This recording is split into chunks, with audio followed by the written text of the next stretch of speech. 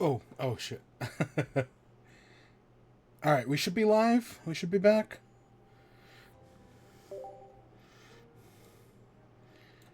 How do I should get rid of it. Okay. Here we are. Start of a new Pokemon set. More cards to open. I've currently only opened 5 packs, but hey, we might as well go with the flow. We're gonna open 10 of each. That is my plan today. We're going to open 10 of each, and then I guess 11 Lugia or 11 Ho-Hos. But yeah, we got 2 new sets. We're of course looking for the rare arts. I already have this one. That sucks. But you know, we've done this before. Nothing new here.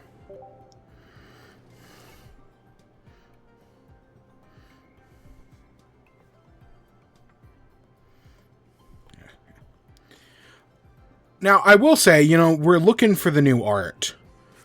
But I will be honest, I do already have it. At least I have the Ho-Oh. Well, I'll show it off at the end. But I do already have the Ho-Oh. So now, we're going to do 10 of each. Because I've got more than enough hourglasses.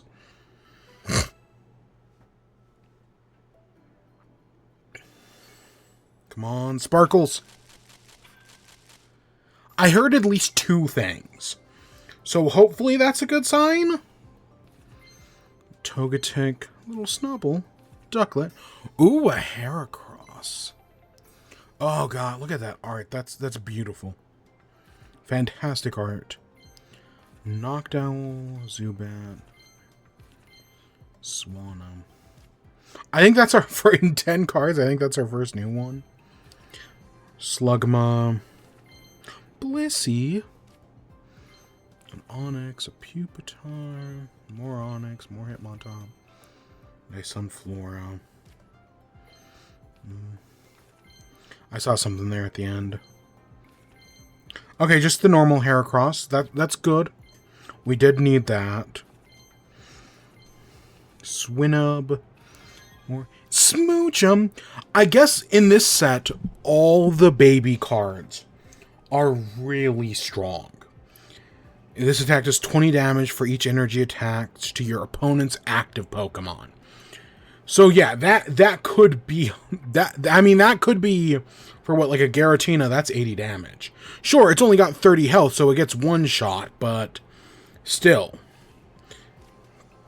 I know, yeah, I've heard the baby Pokemon are actually really good. Another Heracross. Sudowoodo. Ew, Golbat. Teddiursa, a Hiker, a Gligar, Girafarig, Delibird. Alright. Fortress, Spinarak, Togepi, and a Kangaskhan. If your opponent's active Pokemon is an evolution, its attack does 40 more. Okay. Alright, last pack magic. Do we got anything? Heatmore, Croconaw, Hoot Hoot, and just a normal Hiker. So we got 2 Heracrosses, which was nice. And we got a few other minor things. That was a 6-pack? Yeah, I guess they've made a change. Because I noticed when I got the Ho-Oh Immersive, it was also in a 6-pack. So I think for, like, rare cards, they can now be found in 6-packs. Not exclusively, obviously. But that's interesting. That is an interesting change. I don't hate it.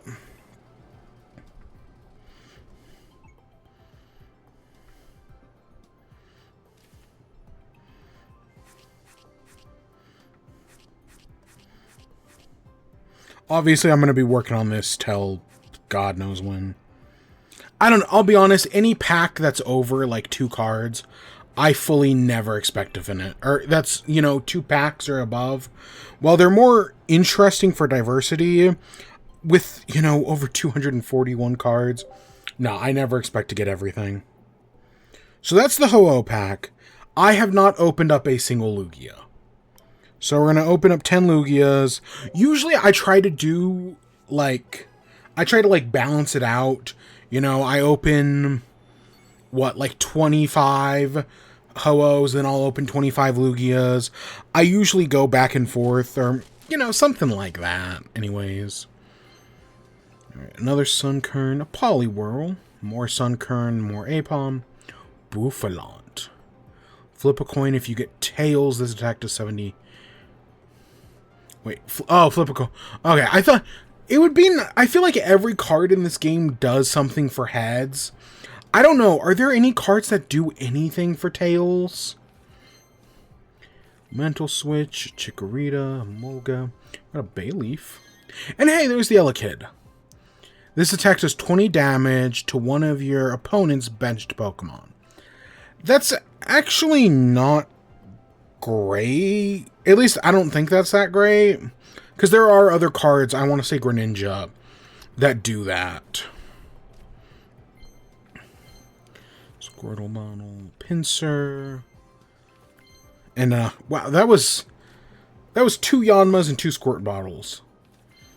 Slowking, Chinchu, Porygon. That was the first rare card I got in this game, was Porygon. Way back in the original pack. There's something in this one. Snubble, Lantern. I've never used Lantern before. I'm talking about, like, in the video games. I don't actually know if Lantern is any good. I mean, something can always surprise you. Politoed. I actually don't know. Is Poliwrath in this set? Because I've seen Politoed. Because I did watch Purple Cliff's video. But I don't know if... I don't think Poliwrath's in this set. Barbaracle. Cyndaquil, Snubble, Cherim. Ooh, look at that Scizor.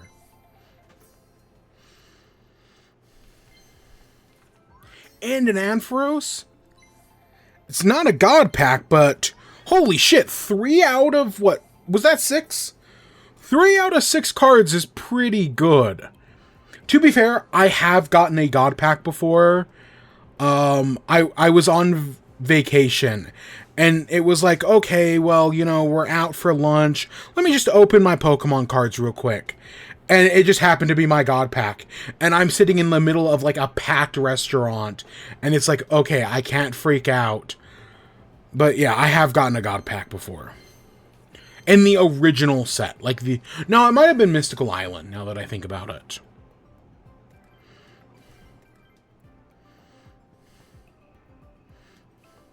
Yeah, that pack number 9 was crazy. 3 illustrations... Holy crap. That, where's my screenshot? There we go. No, I don't want to do that. So yeah, that was a great pack. We got some good pulls today. That one pack alone was fantastic.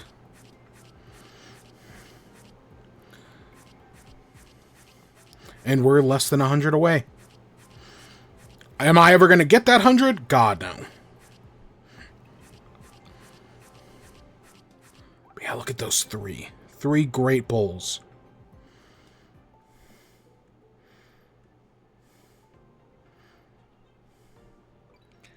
We can check the Wonder Trade. I don't... Like, we could go for that Typhlosion. I don't need that. The Steelix wouldn't be bad either. Quill! Oh, look at my boy Quillfish. Ooh, look at that Tyranitar.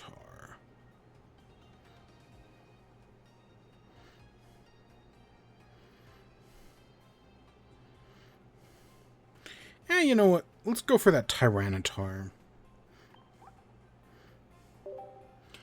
Okay, so how... It started in the bottom corner. It's top, middle, or bottom right.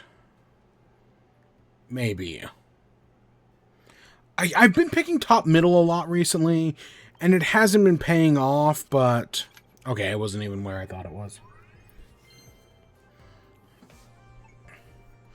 I'm so, you know, when the original set came out, the Genetic Apex, I was so lucky with Wonder Trades. And ever since then, it's been awful. It has just been awful. That's where we are. I guess I should show off what we got. Oh, do they now put the big packs at the top? Okay. That saves me a lot of scrolling time. Oops. So that's what we've gotten so far. And we got this one.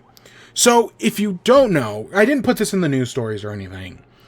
But basically, the art that they were using for Ho-Oh in the new immersive card turned out to be traced. They had traced a Chinese artist, and you can just see the two side to side. They totally traced whoever they got to do the original art. So the Pokemon Company, like the day this came out, took out the art, and instead they just said new art coming soon. Which, again, go watch Purple Cliff. He did a video on it. I left a comment on that one. Because, like, I follow these things. You know, I see the trailers. I knew about the thing with the traced art. He doesn't. And so him getting this card in the Lugia, because the Lugia has also been removed. Because right now, if you just tap on it, it goes black, nothing happens, and then it comes back. But yeah, the Lugia is the same way. It just says new art coming soon. So presumably, you know, they use the same art for both cards. But yeah. And I think I mentioned Eevee Grove. I got all the cards in Eevee Grove. I did not get the immersive art. That is the second set in a row, because I didn't get the immersive art in Extra Dimensional Crisis either. I got like 2 or 3 of these stupid Guzzlords. But I didn't get the immersive art. I didn't get the immersive art for Eevee. But I got this Eevee bag, the golden one. I think that's my only golden card. Like, I'd have to... I don't know if there's, like, an easy way to check, but I think that's my only golden card. I thought I had 2 of these. Is there an easy way to check? I don't honestly know.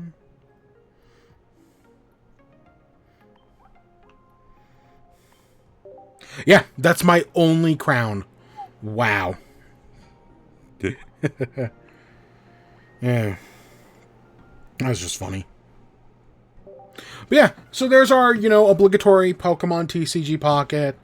It's an addiction. It's my 2 free hits a day. But boy, do I have a good time with it. I like as I grow older, I find way more value in collecting Pokemon than I do battling Pokemon. Like when Legends ZA comes out, I don't care about battling. Like the ZI Royale means nothing to me. I care almost entirely about what's it called? I care almost entirely. Oh shit, that's loud. I care almost entirely about just collecting everything again. I find it fun. And that's why I've gotten into shiny hunting recently.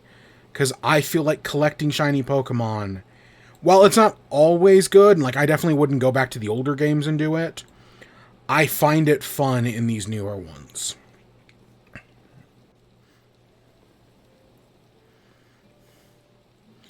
Alright, let me pull up Pokemon. Let me open it up. Because we are shiny hunting today, by the way. I just waiting for the Switch to boot up.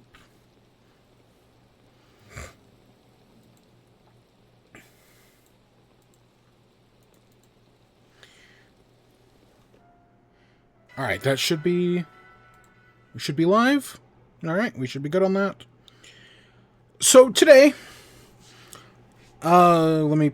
Where's my text? There we go. So, we're shiny hunting in Pokemon Scarlet and Violet. There's an event going on right now.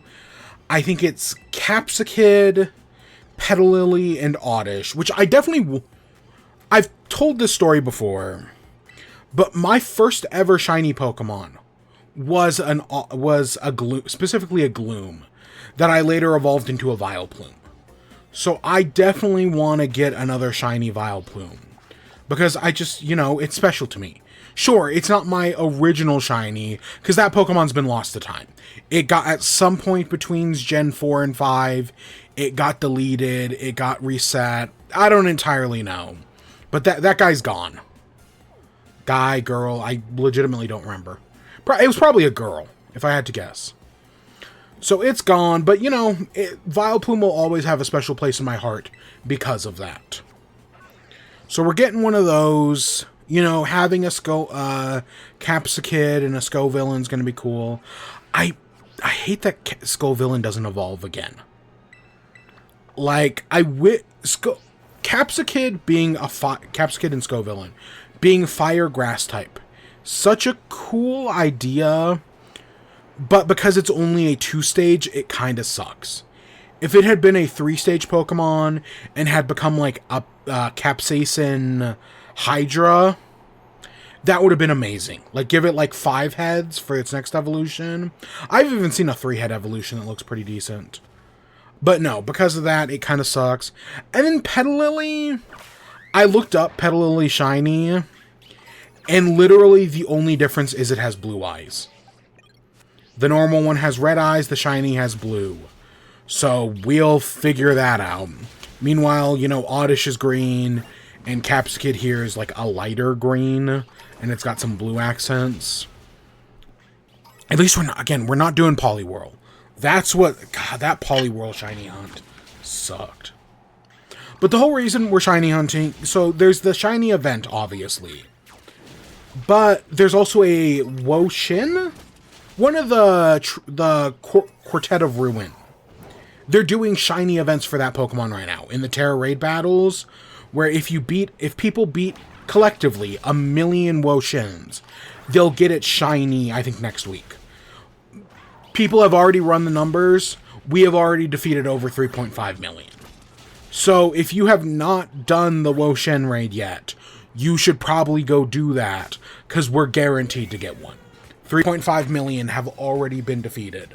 So either at the end of this stream, or probably not. I'll probably just do it off stream if I'm being completely honest. I'll go do the Wo-Shin battles, and then I think Chin Pao was next. I don't remember. I think the cat is next. I think that's Chin Pao. Maybe Chin Lu or Ting Lu. I legitimately don't remember any other names.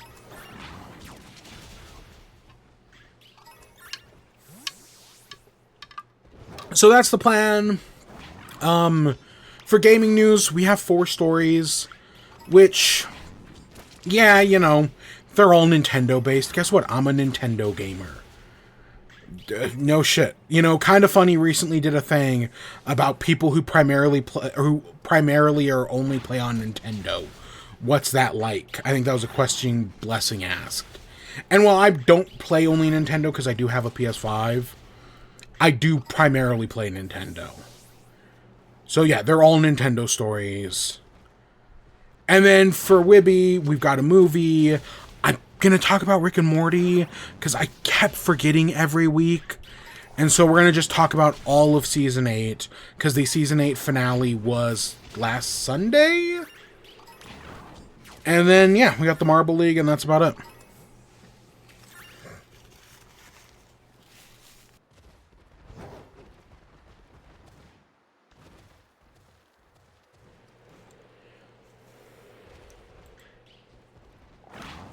Alright, so our first news...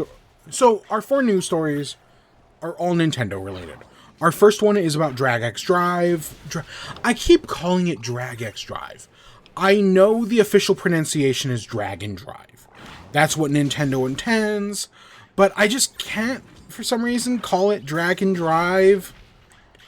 It's, for me, in my head, it's just DragxDrive, which I know is wrong, and I shouldn't be dead naming it, but I don't know, my brain just makes that association. But that got an overview trailer, like an 8-minute overview trailer. And I kind of want to talk about all of it, because I am kind of interested in this game. We got a Mario Kart World update. That's You know, it's good and bad in different ways, and we'll talk about it.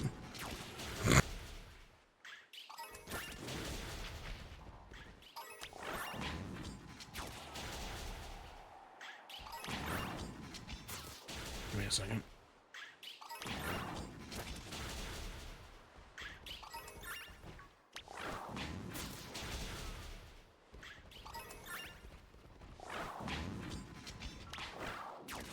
We've got a Nintendo Direct. The Nintendo Direct Partner Showcase happened this week. Not the big one everyone wanted, but they did do one. It wasn't great. We're going to talk about it. And then finally, the big story that broke today, the OG Switch is going up in price. Donald Trump has butt-fucked the economy so bad that Nintendo's being forced to raise the price on an 8-year-old console. And yeah, it's fucked. But of course, you know, we have Taco. Trump always chickens out. So maybe things will be better, but it's gotten bad enough that Nintendo finally had to do something. Xbox did it first. Now Nintendo. It's only a matter of time for PlayStation. I'm actually amazed PlayStation hasn't already happened. Like, they're the last ones holding out, and I'm really surprised. But, of course, we'll talk about all that and more. I don't have the beat-em-ups thing on here. I thought about it, and maybe we'll talk about it in Miscellaneous, but I didn't actually watch the video. I only have, you know, second-hand accounts of it. But just know that, yeah, that's not one of the things we're talking about.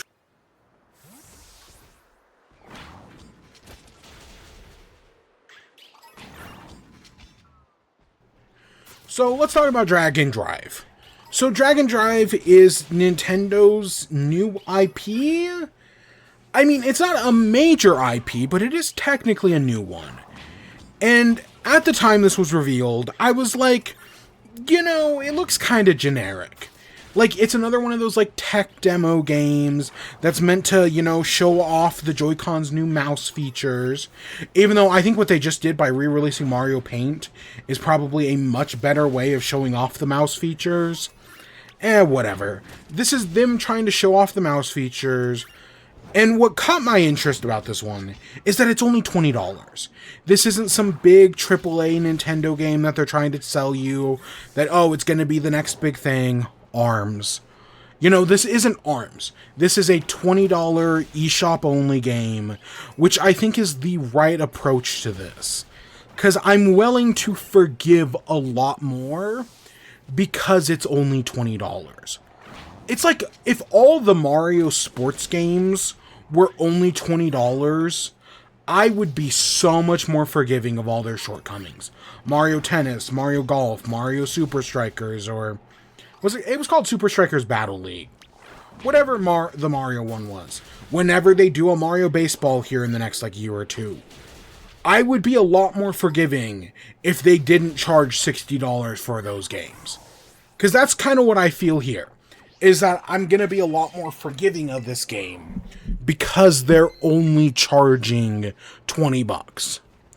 So what's actually in this overview trailer? Like I said, it was an 8-minute trailer, and they talked about a lot. Now, when this happened, I know a lot of people were like, oh, this means they're not going to be a Direct. Can I be honest? If they had done a Direct that was just like the Partner Showcase, and the only addition was this 8-minute trailer, that would have sucked. The fact that Nintendo was like, no, we're going to put this out like 2 or 3 days before the Direct was definitely the better move. So, of course, they went over the basic mouse controls, you know, how you move your character by, like, putting the controller on the desk and winding it back like a mouse. It's something that I could see being laborious, but it might also work. I know they've gone into it and been like, oh, you don't need a table, you can do it on your legs. You know, as long as you have a relatively flat surface, anywheres in your house, it'll work. I'd like to hope that's true. I know in the Switch's mouse demo, either just in the default mouse demo or in Welcome Tour, they, like, have you test that out. But I don't think it's a terrible idea. Like, I get what they're going for. You know, they're trying, because it's wheelchair basketball. So they're trying to replicate those, like, movements of actually moving a wheelchair, but using mouse controls. I get what they're going for. I don't, like, ARMS also had that idea of, like, hey, what if you know, punching in real life, punched in the game? It's a decent idea. It can be a little laborious, but I actually liked ARMS. I definitely, if ARMS got a sequel with, like, a fully fleshed out campaign and whatnot, I would totally be down. I don't think that's ever going to happen, but I'd be down for ARMS getting something new. But they explain the game is 3v3 matches, it's 3-minute rounds, which feels very short.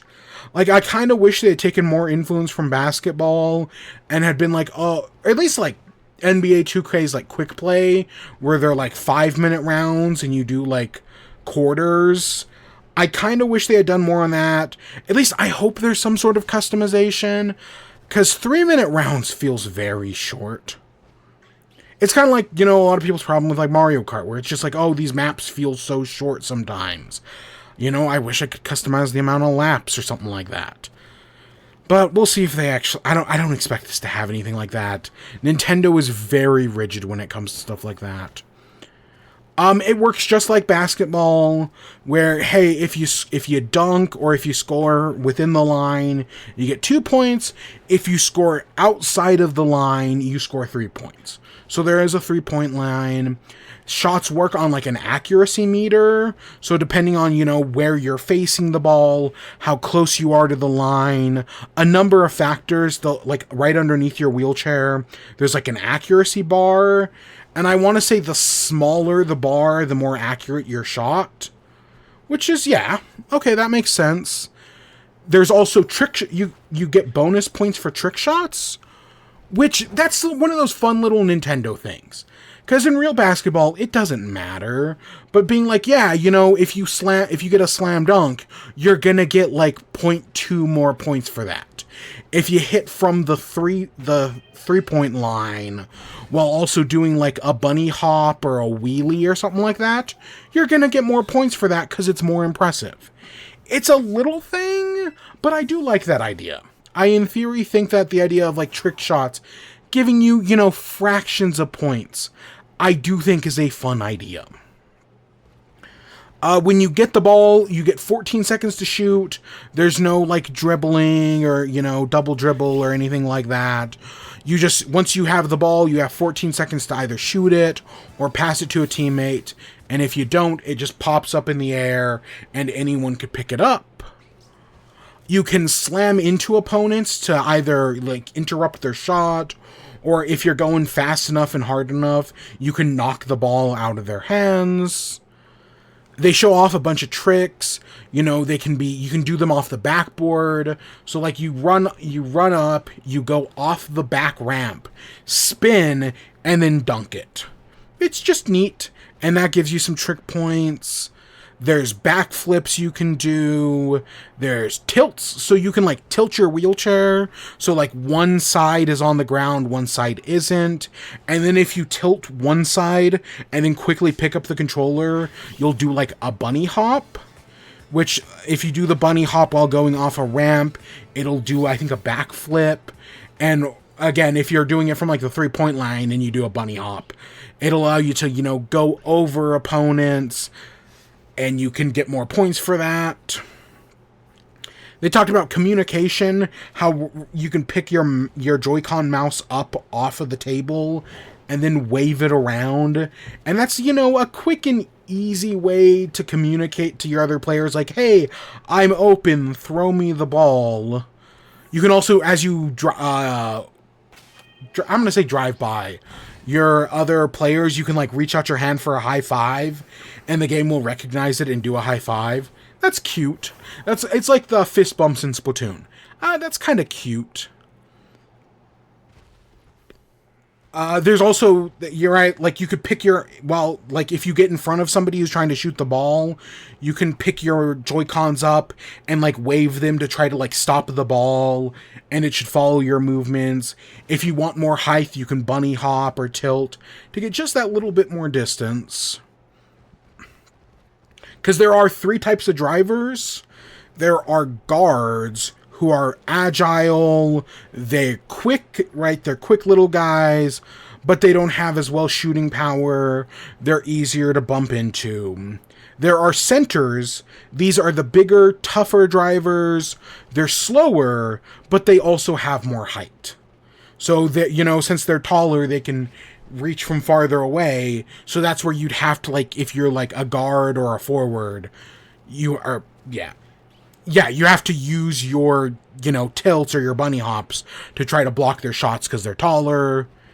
And then, of course, there's the forward, which is, you know, your generic all-rounder. They're not perfect at anything, but they're just kind of decent at everything. Makes sense. Honestly, the amount of detail I expected in this game, I didn't expect something like this. Not that it totally makes sense to be here. It's just this game feels kind of generic. So having like 3 different classes kind of surprises me. I'm sure inevitably one is going to be better than the other. It only makes sense that, you know, one of these classes is gonna just be better. It's like Mario Kart, you know, there's always one character and one kart combo that's just better.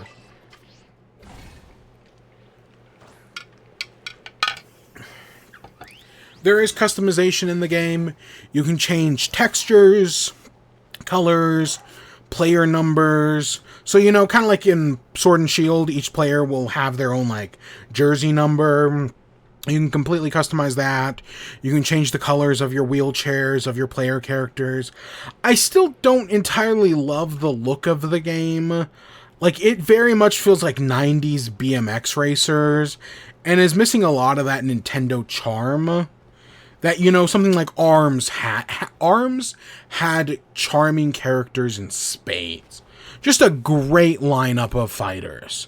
This game feels a little bit more generic, but it's also only $20, so I can forgive some of that. And it's not like it's bad by any means.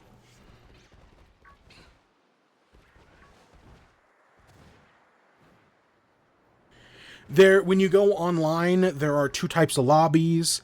There's the public park, which is just a lobby with randos. So in theory, 12 people can be in the lobby at the same time, and 2 matches can go at the same time. So in theory, you know, you could be playing a match of 6 people, and then a match next to you will start with 6 people, and once you finish your match, while it's queuing up the next one, you can spectate the neighboring match. That's interesting. I like that idea. It kind of reminds me of, like, Smash Bros. Arenas, where you can have, like, 12 people in a Smash Bros. Arena, but only so many can I want to say only 4 can battle at once. But, you know, you could always spectate, you could queue up to be next. It's always nice to have stuff like that. Teams are chosen completely at random, so you don't get to pick any of that. You can change all of your, like, pregame preferences. So, like, let's say, you know, you pick a random park lobby and only, like, 5 people show up. You can set it so that way, no, I don't want to start the match with uneven numbers. I want to wait until we get the full 6 and hope that somebody else shows up. So they do give you that a little bit of customization. It's not a lot, but, you know, a little bit is always nice. And then, so those are the public parks.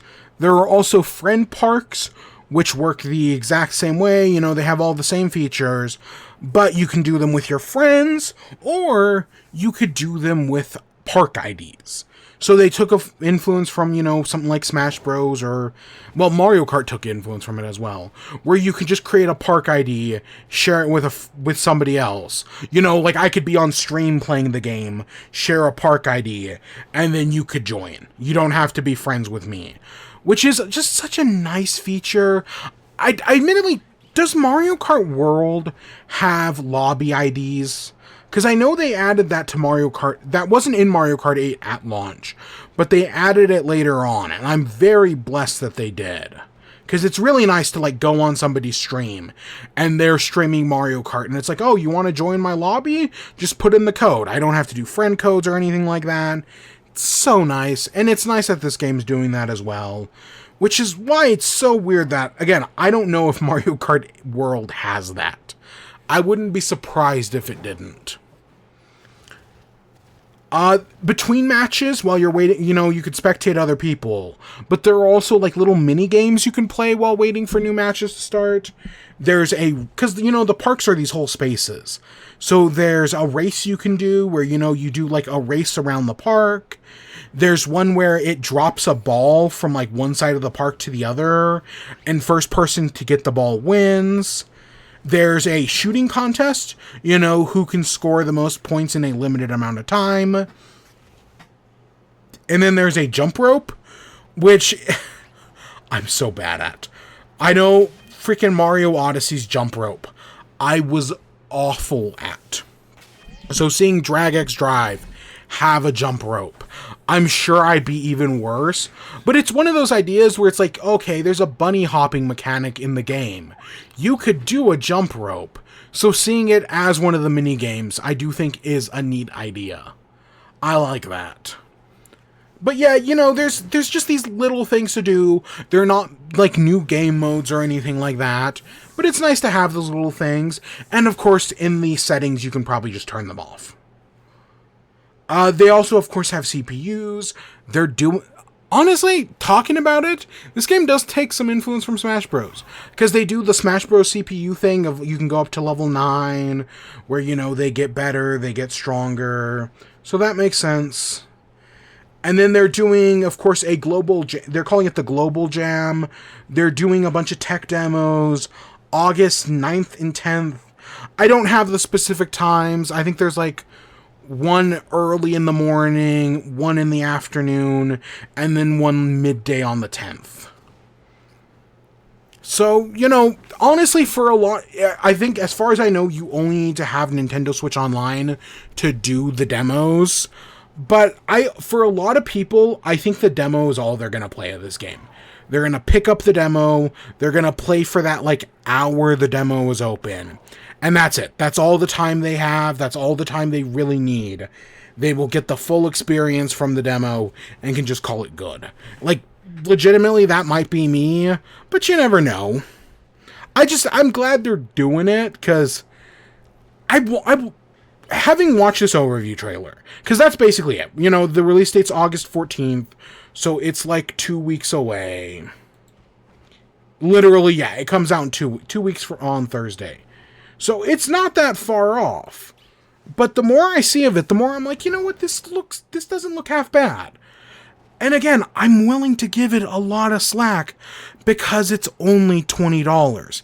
If this had been a $60 game, I would say fuck this game. But the fact that it's only $20, yeah, you know, this looks like a $20 game. Sure, does it remind me a lot of like Foam Stars or all those competitive shooters that, you know, your Split Gates, your Culling 2s. Okay, Culling 2 might be a bit harsh. But does it remind me of those games that, like, come out for a week, people play them because they're free, and then never touch them again? Ninjala, I think, was another one. Yes, it does remind me of games like that. But at least for that, like, week you're playing it, it's usually a decent time. So I think this might be decent, you know, for that, like, week you play it. If you get enough enjoyment out of it for $20, I think there's money to be had there. I don't know, speaking of time with games, there's a TikToker. I don't know their name. I genuinely don't. But their whole thing is that they look at a game and they're like, hey, is this game worth the price? You know, should your Capsa kids buy this game? And they look at how good the Metacritic score is, how good the user score is, and then compare that to how long it takes to beat the game. And that gives them what they call this objective game value score.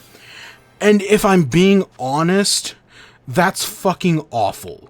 That is an awful way to look at games, to review games, and determine their price, determine their value. You can see I grabbed the iron hats for the Wochin raid. I think that's a bad way to look at games. Listen, the time you spend playing a game is definitely a valuable factor. I definitely think that is important.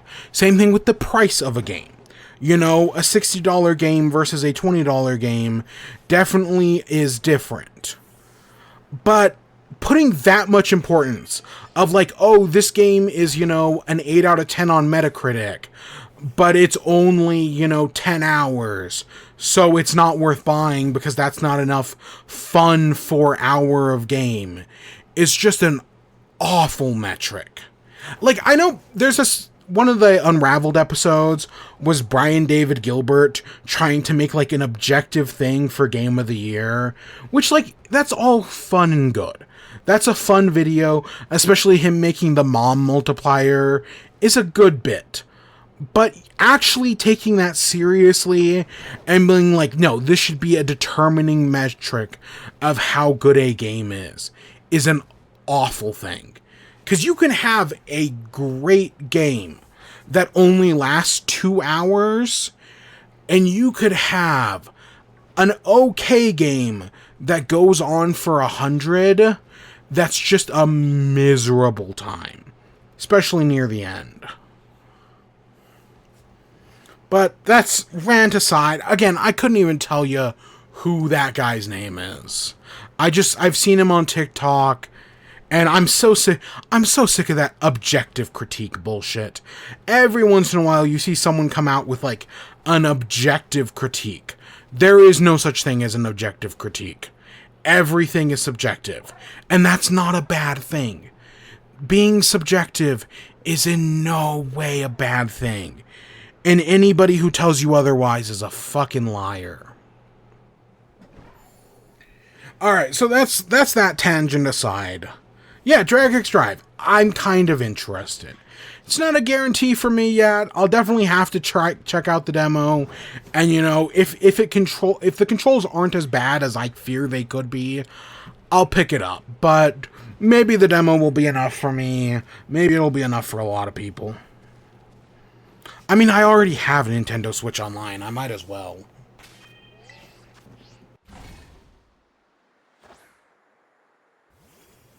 Alright, so next up we got an update on Mario's Kart. So Mario Kart World got its 1.2.0 update. And they made a bunch of minor changes, but these are important. So first off, they added a no comms to single player mode. So if you're doing a versus race in single player, you can do no comms. I don't think you can do it online yet. At least that's not how I read it. Admittedly, I have not played the game since the update comes out. So I'm just kind of reading the patch notes. At least the things I wrote down from the patch notes. But I think that's a good thing. You know, most Mario Kart games have a no comms option. I'm kind of surprised this one didn't. But I do think that's a good thing. They added a mushroom-only race to single-player in multiplayer versus races. So most Mario Karts, you know, you have normal items, you have no items, and then usually like a frantic. But I know in Mario Kart 8, one of the options they had was mushrooms only. So the game just gave you mushrooms, nothing more, nothing less. And again, it's one of those things that like feels standard in Mario Kart, and it's weird that Mario Kart World didn't have it. I know a lot of people say Mario Kart World is rushed. I wouldn't go that far. I think it's a little bit more complicated than that. But, I mean, I guess we'll just have to wait and see for the DLC. If there is any. If there is any DLC. Because I wouldn't, like, it seems like the most obvious thing in the world to take one of the best-selling franchises of all time and make DLC, get people to continue paying for it. But it's Nintendo. They'll take massive games and just do nothing. Or do one small update and call it a day. I'm looking at you, Animal Crossing. I'm looking at you, Mario Odyssey. I should have grabbed more water. They talked about how when you're playing Knockout Tour and you get knocked out, it'll go into a spectator mode. But it could only let you spectate the person in first place.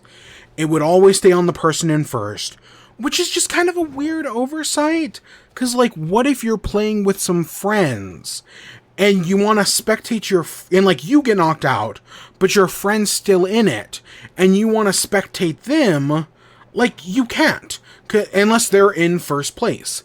And it's just kind of a weird oversight on Nintendo's part. So they did update it. Hey, if you get knocked out, you can now spectate whoever you want. Same thing in both Knockout Tour and Balloon Battle. They updated that, so that's a good change. Not so good change is when you're driving races. So there's a thing in Mario Kart, specifically 8, where you can never have 2 coins at the same time. Based on how the game is designed, it will never give you 2 coins. It'll give you like a coin and a bomb, a coin and a blue or a coin and a red shell. If you're in first, it'll always give you a coin and something else as long as you hold on to that coin. And that's why a strategy in the game is to get a coin and then don't get rid of it until the next set of item boxes, when you're guaranteed to get something a little bit more usable. That's just, you know, it's a general strategy in the game. It's not perfect by any means, but I get it. If you get a coin, at least knowing you can't get 2 coins is a good thing. That was how it worked in Mario Kart World, where if you got a coin, you couldn't get another coin. However, in this most recent update, they made it so that you can now get the question mark block in first place. So in theory, you can now get the coin and the question mark block, which is just multiple coins. So it'd be like, hey, you know, because in most Mario Karts, you can get like the red shell, you can get a single red shell and then a triple red shell. It's kind of like that. You can now get single coin and then a multi-coin. And that just kind of sucks. I don't know how common it is, admittedly. But yeah, you can now get multi-coins. That sucks. That's I kind of get why they did it, but that's not great. They did another change is they decreased the likelihood of getting triple mushrooms in the lower places. So like if you're in 20th, you are less likely to get triple mushrooms and are instead more likely to get golden mushrooms and bullet bills.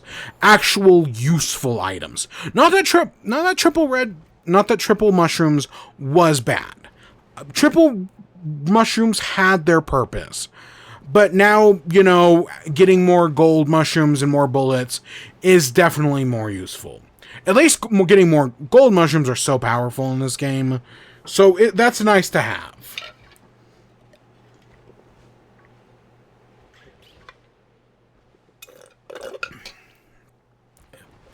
And then the other change they made was they made it so that when you're playing online, you know, people don't want to play the intermission races.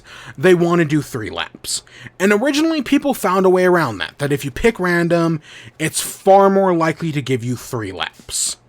And then at some point, Nintendo made an update that added intermission tracks into random, thus ruining that strategy. Because, you know, Nintendo is very much you play the game the way we want and nothing else. That's very much how Nintendo does things. So it was nice that in this most recent update, they have now increased the frequency of 3-lap races that appear online. Now, again, I haven't tested this. I don't know what the actual frequency is. But my hope is that, you know, whenever you complete a race, they give you 3 options. My hope is that every time, at least one of those 3 is a 3-lap race. I think that would be that, you know, it's going to be 2 intermissions, 1 3-lap. Maybe on rare occasions, it'll be 2 3-laps and 1 intermission. Just some way to go about it, some way to make that change, I think would be very smart. So that's, I think, a change they made. I think that's a good change. But, you know, people will have to test it. But I think that's a good idea.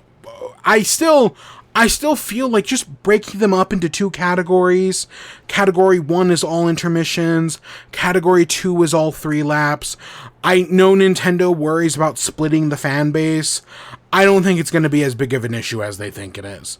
There will always be people who want to play 3 laps. There will always be people who want to play intermissions.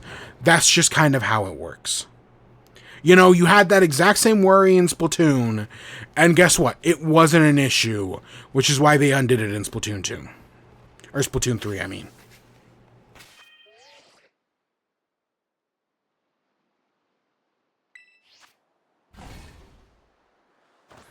And then the last thing, now I'm not entirely sure on the details on this, but from my understanding, they basically ruined time trial. Like, basically every time trial record that existed is now kind of ruined.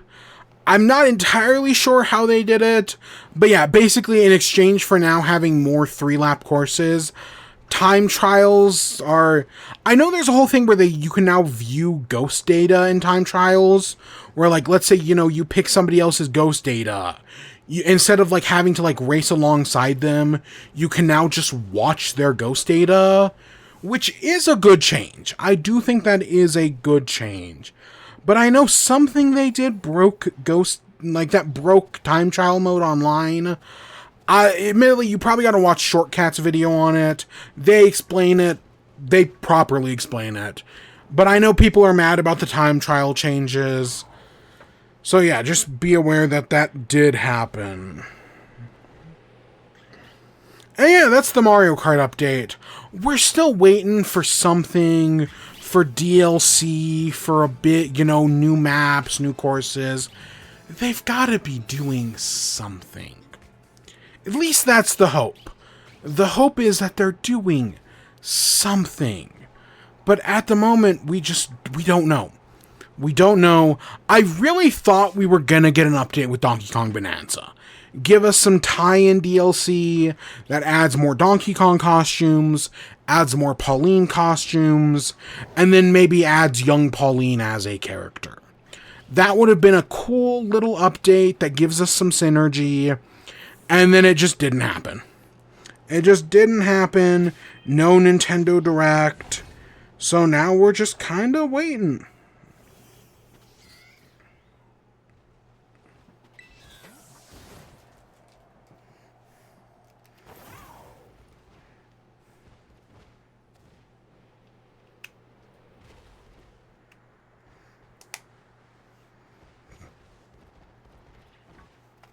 Okay.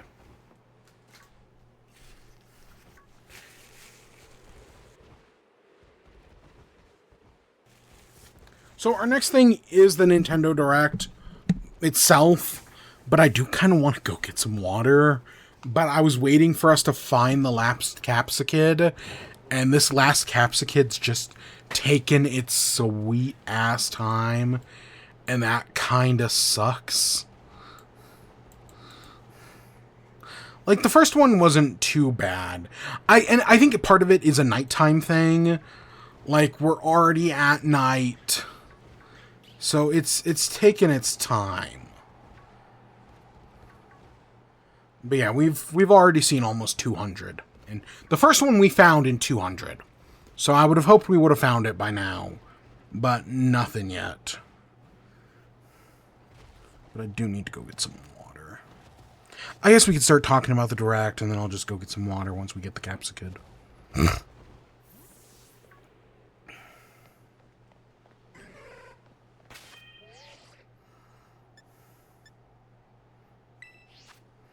Or we could just do it now.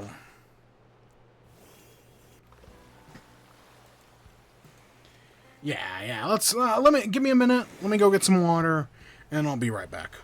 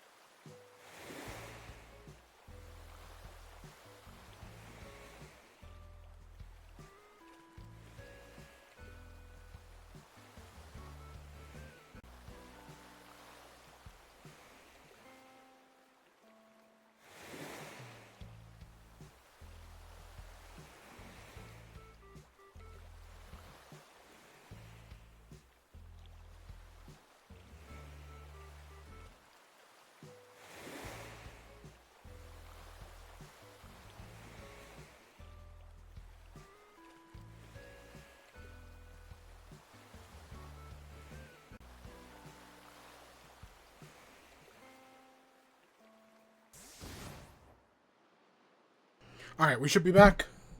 That didn't take me too long. While I was gone, though, I realized... Because I was like, there's something I'm missing. There's something I'm forgetting to talk about. And as I was filling up my water, I was like, oh, fuck, Game Changer. I forgot to put the Game Changer in the show notes. Ah, fuck. So I'm adding Game Changer to the show notes. I think it's called Who Wants to Be? Yeah.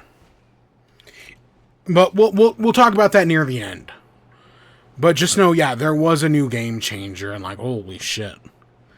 And the only reason I think about it is because if you've been on TikTok, there's this whole trend going on right now about making like superhero edits, but to the Michael Jackson song Man in the Mirror. And that's been stuck in my head all week. Yeah, or at least the past like 2 days. And I was filling up my water and like humming it. And that just made the connection, because I've seen a Jacob Wysocki edit. And it's great.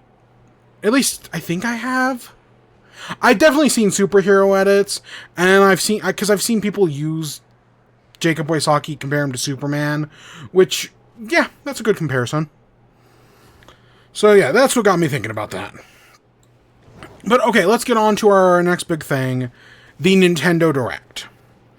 So Nintendo, we've been hoping for months, weeks now, that they were going to do a Direct. We wanted something in June. Nintendo usually does a showcase in June, but for some reason, it just didn't happen. And who knows why? I mean, probably because it was so close to the Switch's launch. They just didn't do it. So then in July, Nate the Hate came out and was like, hey guys, guess what? There's gonna be a Direct in July. Some point in July, probably after Donkey Kong, there's gonna be a Direct. It's gonna be third-party focused. Of course, then you have beat-em-ups come out and be like, at the next Direct, we're gonna see Animal Crossing. Which was just a blatant fucking lie, but semantics aside. Again, we'll talk about it later if I really care. Which I might. Either way, on the 11th hour, Nate the Hate doubled down and said that, yes, this is happening. Finally, here on the 11th hour, on the 31st, we got the Nintendo Direct. And to say it was underwhelming would be an understatement. Because it wasn't a Nintendo Direct, it was a partner showcase. Which is a Nintendo Direct in all but name. Or, I guess, in name only. Like, I kind of wish that they were you had Nintendo Directs, and then you had partner showcases. I kind of wish they were very distinctly labeled as, like, two separate things, but I understand the brand name synergy and whatnot. I know that, oh, hey, you had Age of Imprisonment here. That's kind of a second-party game. I still think it's kind of bullshit. So, I always go into partner showcases with zero expectations. Other than I expect no first-party games. Because that's not what partner showcases are. They're exclusively third-party. Usually there's like one exception, Bayonetta 3, Age of Calamity, Age of Imprisonment. Shit like that is usually the exception. But, like, the best partner showcase is at best like a 7 out of 10. These are never that good. I mean, people will be disappointed regardless, but it's also very easy to get disappointed at a partner showcase. I very much say lower your expectations, and that's exactly what I did. I lowered my expectations, I expect nothing, and I was still kind of disappointed.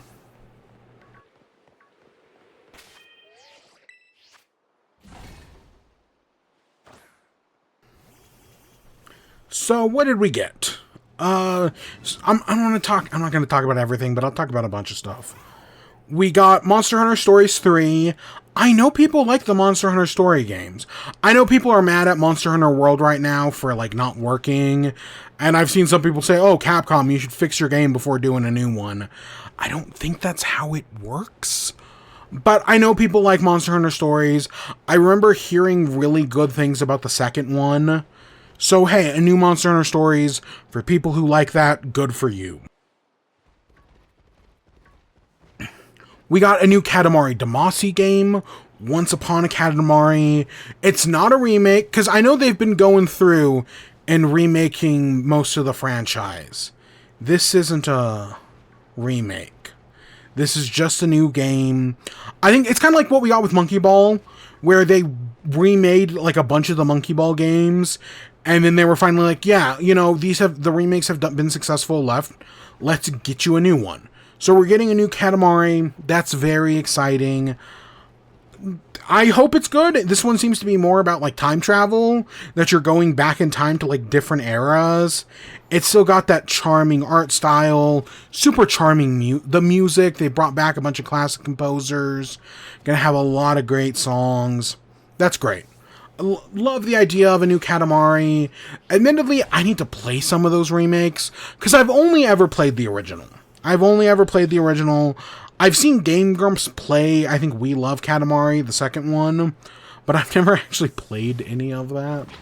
And I don't even think I've ever beaten the original. But they're very charming games. I'm always down for a new one. Like with Monkey Ball. I'm always down for a new one, even if I've only ever played the originals. Or, well, in Monkey Ball's case, I only ever played the Wii one. The balance board one. Yeah, the balance board one. Ugh. Just Dance is coming to Switch.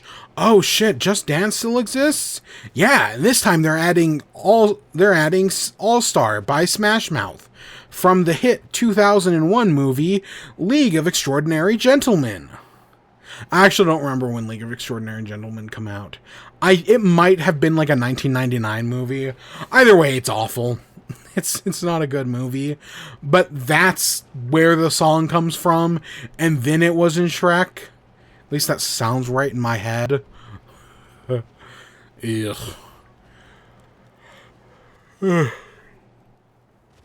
Shrek's good at that. Taking popular songs that were from other movies, and then doing it so well that they basically make it their own. Yeah. Did you notice it? Look at that. It sucks because we already have one of these. Like, normally I would be excited. You know, I love Tyranitar. We have one. We have a Tyranitar on my team. But I already have 3 of these. I don't need another one. But hey, it's a cool get regardless. I'm not going to look a gift shiny in the mouth, I guess. But yeah, they did it for All-Star. They did it for Holding Out for a Hero, which is a Footloose song. But the Shrek version is just so much better. It just is. But yeah, Just Dance is coming back. Wow, who gives a shit? I'm sure the fact that they keep making them means some people do. Dragon Ball Sparkling Zero. Sparking Zero. I know this was on other... You know, a lot of this direct is just, hey, games from other consoles that came out last year. Or more longer than that, in like Yakuza's case. They're coming to Switch, finally. Good for the people who are interested, who don't have other consoles to play these games on. I don't know, was it Matt Brawley, the creator of Amphibia, who came out and was like, Sparking Zero actually isn't a good game? That people hype it up, but it's actually one of the weaker Dragon Ball games. I think they said that, which, I mean, I wouldn't know enough to agree or disagree, but... every take I've heard says that game is great, so I guess to each their own. Something I am excited for is Plants vs. Zombies. We're getting a Plants vs. Zombies remaster, Plants vs. Zombies Replanted. I would have been very hyped for this announcement if it hadn't leaked like 2 months ago.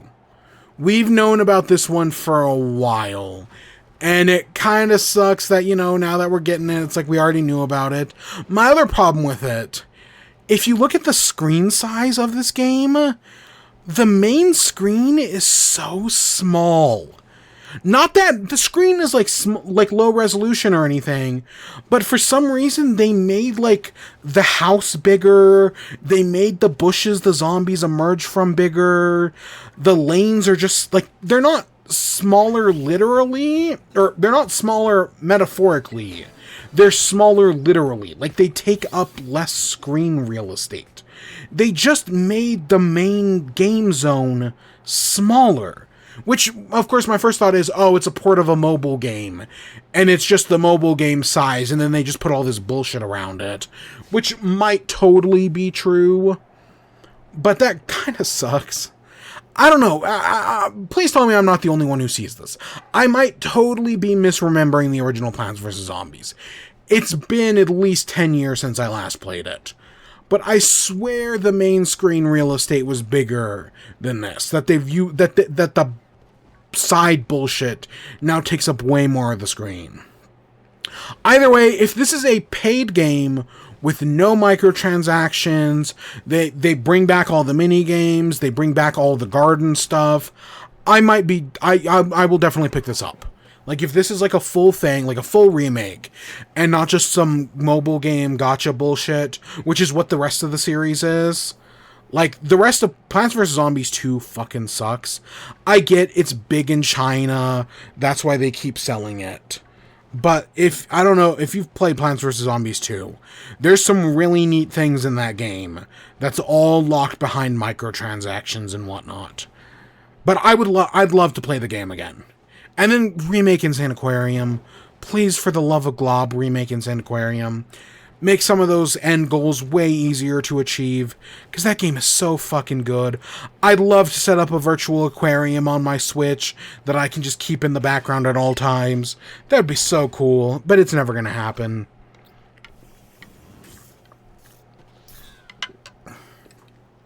Next up, hey, guess what? FIFA's coming to Switch. Or, it's now called FC26. Okay, you know, previous soccer games have been on Switch. This is nothing new. Hopefully it'll run a little better. Still, I expect IGN to give it a 3 out of 10. I hope they're still doing that. Like, I was actually impressed when IGN took a stand and was like, yeah, every year they re-release the same game. We're just going to give it the same score, but 1 point lower. Like, they were doing that for a few years. I don't know if they still are, but God, I hope they are.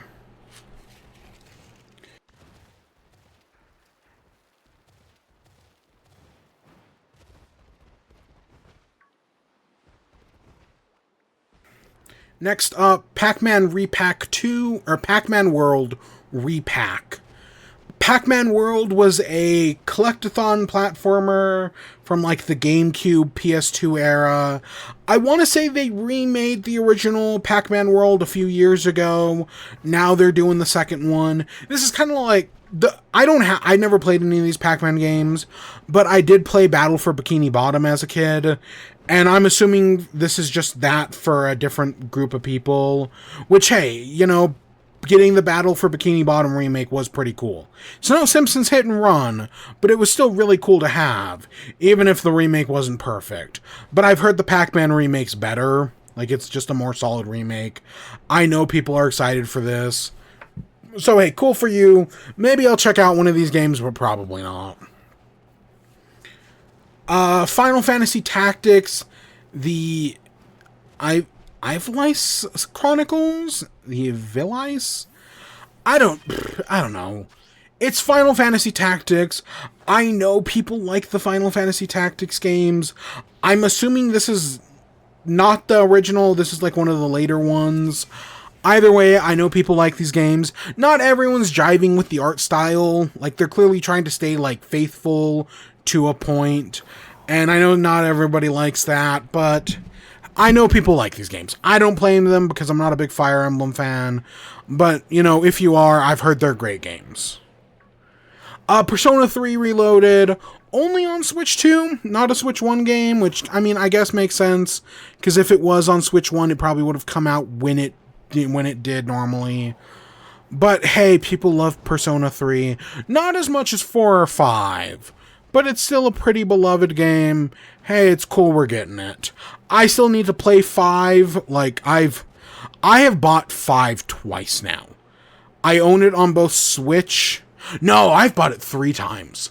I own the original Persona 5 on PS4, which I got for like $5. Then I got Persona 5R on PS5 for also, I think, $10. And then I think I got it on Switch for probably closer to like 20. And it's always been like, oh, next time, for sure I'll play it next time.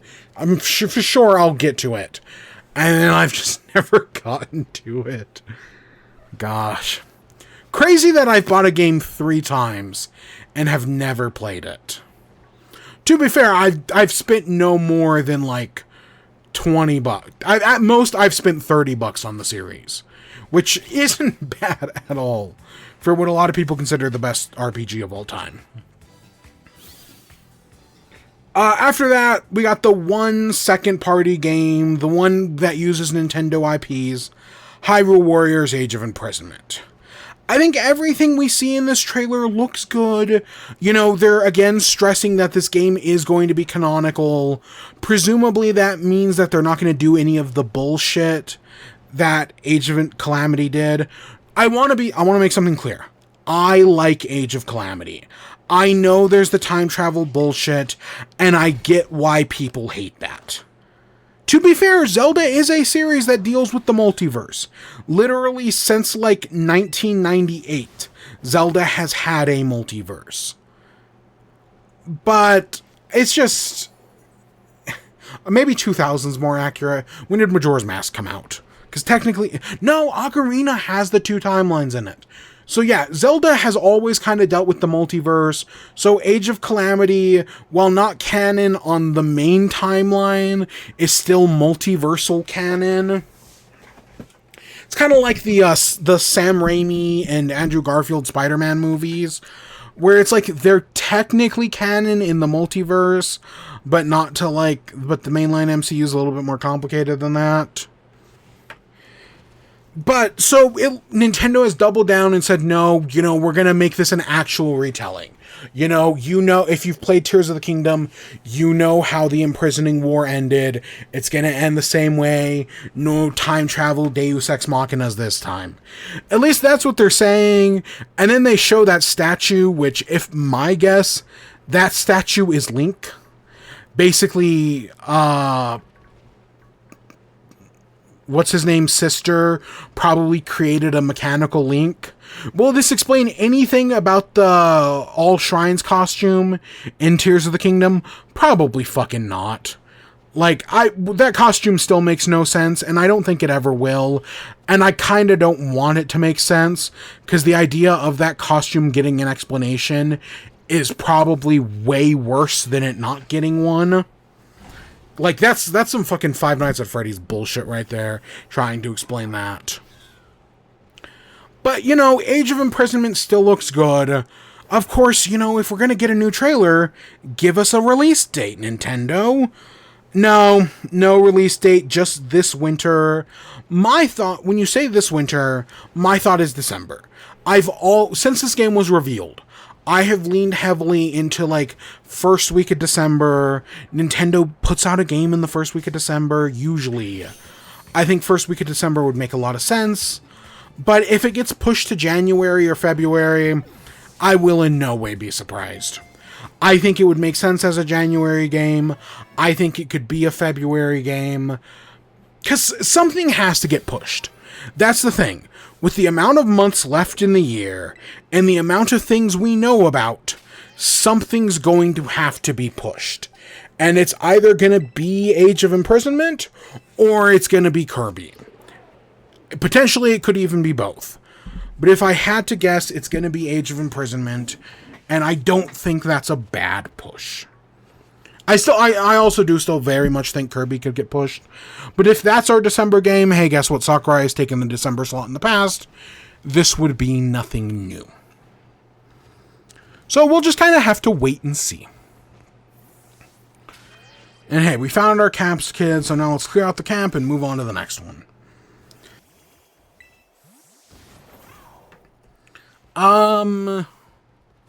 But I think Age of Imprisonment looks good.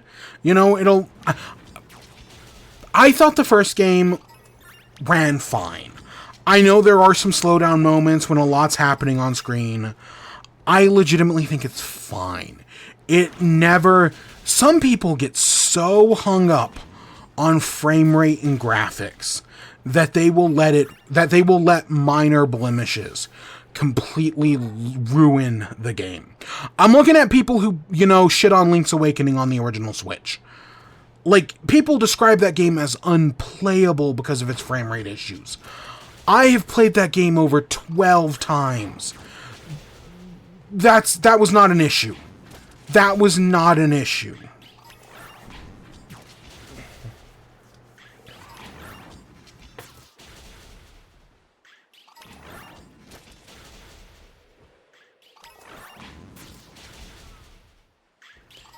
But, whatever.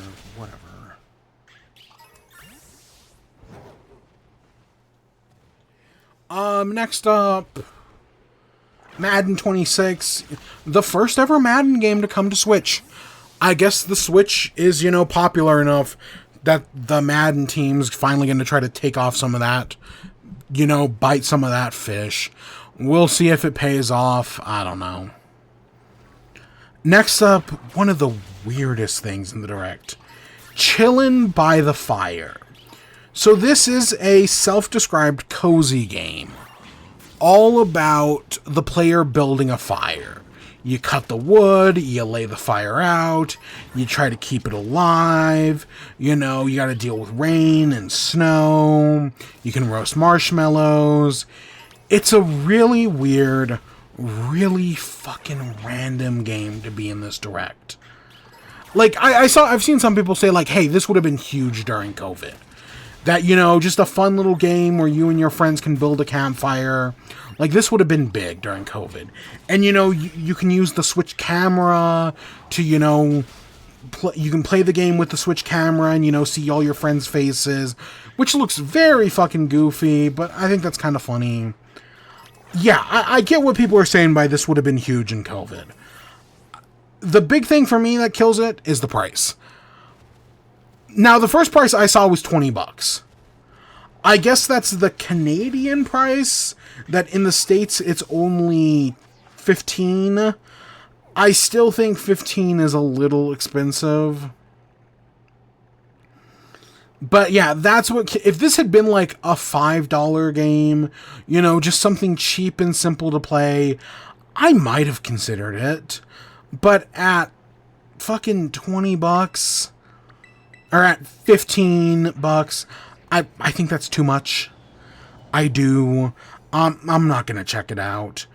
But I think this could have been a cute thing. I've seen a lot of speculation that this is like a Nepo game. Or an industry plant style game. That because it's a game that shows off, the game chat, the camera functionality, Nintendo pushed it more. Which is totally possible. I don't disagree with that by any means. I did see some cunt out there say that this game costs $80, because if you truly want to play the game, then you have to spend the $15 to buy the game, the $20 to get Nintendo Switch Online, and the $50 to get a Nintendo Switch camera. Fuck right off with that, you entitled whiny cunt. You're so fucking stupid. Man, you just blowing over from Stupid Town. Like, oh my god. Like, it's, there are plenty of issues with Nintendo, but just making shit up like that, my god, you're fucking dumb. But yeah, no, you don't need a camera. You don't need Switch Online. Any of that shit. And again, and they only complain about it on Nintendo. If PlayStation had released this game, nobody would have given a shit. Nobody would have said anything. But, Nintendo hate boners are the big thing right now. And especially after today. Oh my god, I can only imagine things are going to get worse now. We'll talk about it. But yeah, I think Cozy Campfire Game could be a fun idea, but I'm not going to check it out. So, as we're looking for Lilleeps here... It's Lilleep, right? Or Petalilly. Well, Petalilly. As we're looking... Why did I say Lilleep? I think I'm thinking of Ligant, its evolution. So, as we're looking for Petalillies, the big thing is the eyes. The shiny has blue eyes, as you can see on this one, whereas the non-shinies have red eyes. So that's the big thing we're looking for. Other than that, I legitimately can't tell the difference. But luckily, I think the eyes are a good, you know, it's a better indicator than Poliwhirl. So I think we'll be fine. And I mean, getting one in what, like 6 encounters? That's not bad at all. We are going to get 3. 1 Petalilly, 1 Lilligant, and then maybe I'll trade one over to Legends Arceus, and I'll get a Hisuian Lilligant, assuming that's something the game lets me do. I don't know, we'll see.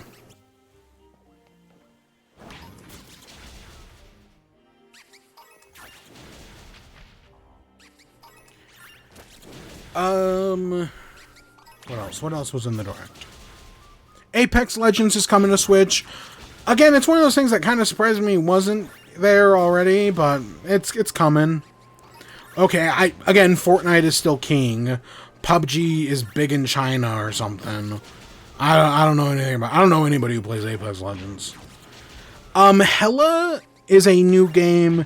It's an indie game. It looks indie anyways. You're a little mouse, which is a witch's familiar, and you're venturing out in the world looking for a cure to her illness. That's very cute. That's a very charming idea.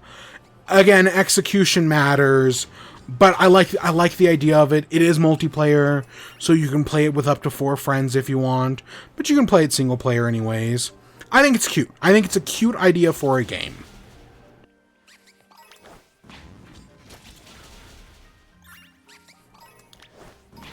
Chronos: The New Dawn.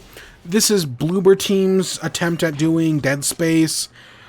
I'll be honest, I know nothing about this game other than that it reminds me of Dead Space. But like, hey, it's here. It has something to do with time, I guess. I like the idea that, hey, if you kill an enemy and don't burn the corpse or whatever, another enemy will scavenge that body and become stronger. That's an interesting idea, but this is not a game I will ever play. Just not a horror guy. Star Wars Outlaws is coming to Switch. We literally found out earlier this week that the sequel that they had pitched a sequel. It's not happening anymore. But that doesn't disregard this game or anything. I feel Star Wars fans are very sexist. And I feel like some of the complaints against this game are for that reason. I'm sure the game has actual problems, but Star Wars fans are also very sexist, which fucking sucks. And I hate that I hate Star Wars. I used to be such a big Star Wars guy, and now I just can't fucking stand the series. And that's only like half the problem. The sexism's only like half my problem.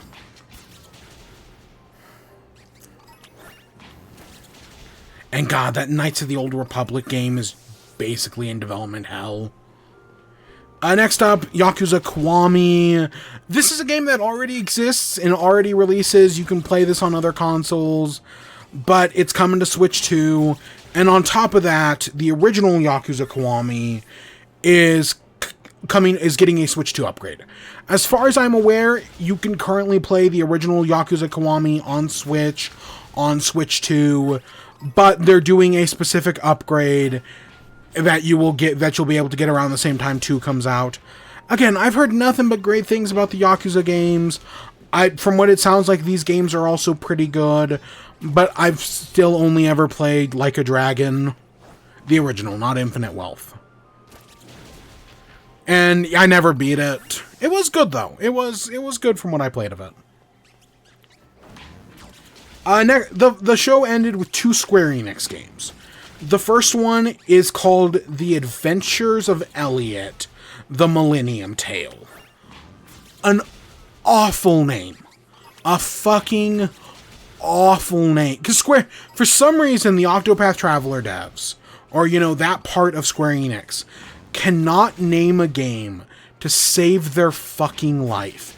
If it had just been called Elliot, The Millennium Tale, or The Millennium Adventure, or whatever, that would have been an okay name. But the fact that it's The Adventures of Elliot, The Millennium Tale, such a dog shit name.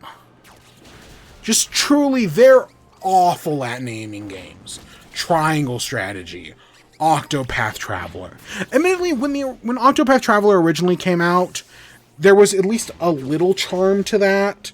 Like, there was at least a, like, I got it. Like, I got what they were doing. But Triangle Strategy is just so fucking bad of a name. But, you know, this Adventures of Elliot, it's, you know, uses their HD 2D style that everyone wants to make a Pokemon game in, which I kind of get. But it uses that style for a Zelda game. The game looks heavily inspired by The Legend of Zelda. I honestly think it looks pretty decent.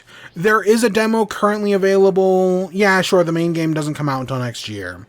But if you want, you can go onto the eShop, check out the demo. They're doing whole player feedback thing, which seems weird for a Zelda game, but whatever. But I think it looks good. I genuinely, like, I don't think I'll play it unless it gets, like, really good reviews. But I like the idea of doing an HD 2D Zelda game. Like, if they remade Link's Awakening using this style, I don't think many people would complain. Did I say Link's? I meant Link to the Past. I meant the SNES game. We already got Link's Awakening remake that I think looks good. And then the final thing, another Squeenix game. We're getting Octopath Traveler 0. So Octopath Traveler is, you know, a pretty beloved game from the Switch's launch year. So getting another one is good. Did we get a release date? I did not. If we did get a release date, I didn't write it down. I don't think we did. But, you know, people like Octopath Traveler. I think the second one also reviewed well. Not as good as the first, but it still reviewed pretty well. It seemed, you know, Octopath Traveler 0 seems to be a prequel. It's all built around, you know, you're building up this town. That seems to be a big element of it. And yeah, it's another Octopath Traveler. The original Octopath Traveler is one of those things that I always I'm like, I should one day check this out, but I never have. I mean, there's a higher likelihood of me going back to Bravely Default now that that has a remake. And of course, I should say with a lot of these games, a lot of them have been confirmed to be game key cards. Like, people kind of knew going in that we were going to get a lot of game key cards during this showcase. Because that might see, the thing is, we don't know if that's a temporary problem or if it's going to be a long-term problem. If, you know, a lot of devs are throwing out game key cards right now because they're cheap and easy. But if fans aren't buying game key cards, developers will, in theory, stop doing it. So, you know, I think the Pac-Man is a game key card. I want to say a bunch of this other stuff is also game key cards. So if you have no interest in that, I don't blame you. I don't think game key cards are the worst thing in the world, but I get why people have their problems with them.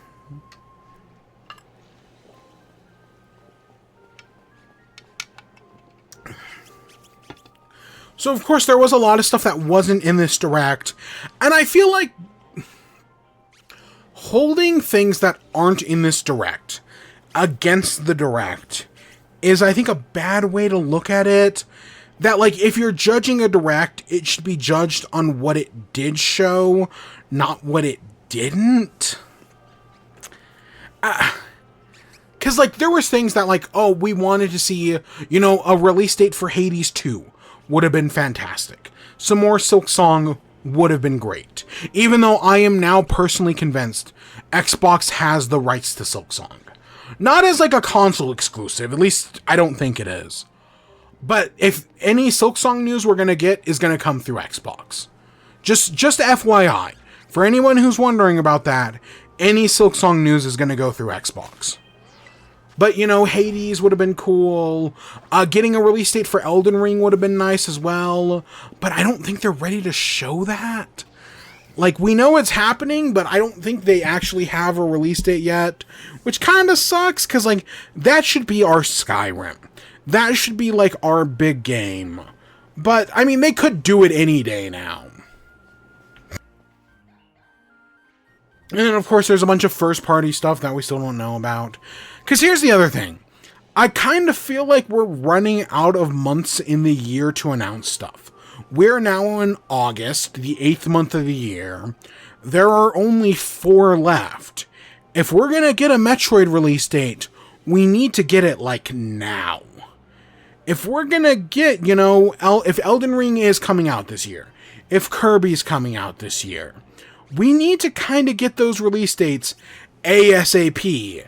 Because I know you want at least some time for people to build up anticipation. Nintendo's really good at announcing games and then them being like 6 months out. We're past that 6-month point. Especially if, you know, they're coming out in November, which is kind of the rumor for the Metroid right now. And I could see Elden Ring coming out in November. But, yeah, if we don't get a release date, that's gonna be a problem. My other hope, at least for like stuff like Hades, I really hope that we're gonna be getting an indie showcase. Usually there is an indie showcase in Indie World every August, I think. They usually do it around PAX West. And PAX West is usually the end of August. So I would expect an indie showcase here in the coming weeks. Because there hasn't been one in like a year. I want to say the last indie showcase was like August or September of last year. They haven't done a single one this year. So I really hope we get an indie showcase soon. I would love to see an indie showcase show off, you know, something. And even though I think Hades and, you know, Silk Song or anything else have kind of grown beyond an indie showcase, if that's where we get the dates, that's where we get the dates. I'm just going to look it up. Indie World. Indie World 2024. There was an Indie World in April. There was an Indie World October 27th. And that was it. That was the last Indie World. So we haven't had an Indie World in almost a year. So I think we are due for unless Nintendo's completely thrown out the brand, which I don't think they have, I genuinely believe we are due for an Indie World. Any day now, but probably near the end of the month. Again, it's usually always around PAX West. I'm just surprised. I think the only reason we didn't get one in April was because of the Switch 2 stuff. Because usually, yeah, we get one in like April. We usually get like 2 a year. And it's just kind of weird we didn't. We usually also have gotten them in like December, I think. I don't know. The Switch 2 has thrown all of Nintendo's plans into wreckage. Are we going to get the traditional September Direct? Which I don't think they've missed June Directs in the past. That's happened. Especially since COVID. I don't think they've missed a September Direct in at least 5 years, if not longer. Are we going to get a September Direct?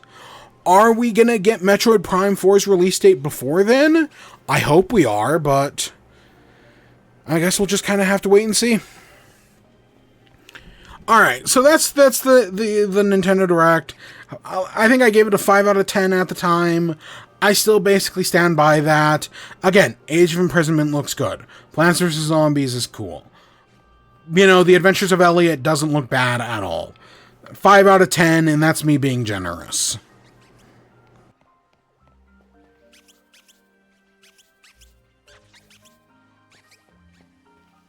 Next up, on to some of the bad news. Bad news, guys. The Nintendo Switch is getting a price increase. I want to say before we go any further, there are some disingenuous people who are going to come out and say that the Switch is getting a price increase because Nintendo is a greedy company. And I'll say the same thing I said when Xbox got its price increase earlier in the year.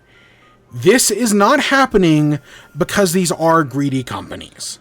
Don't get me wrong. They are totally greedy companies that deserve all the ire they get.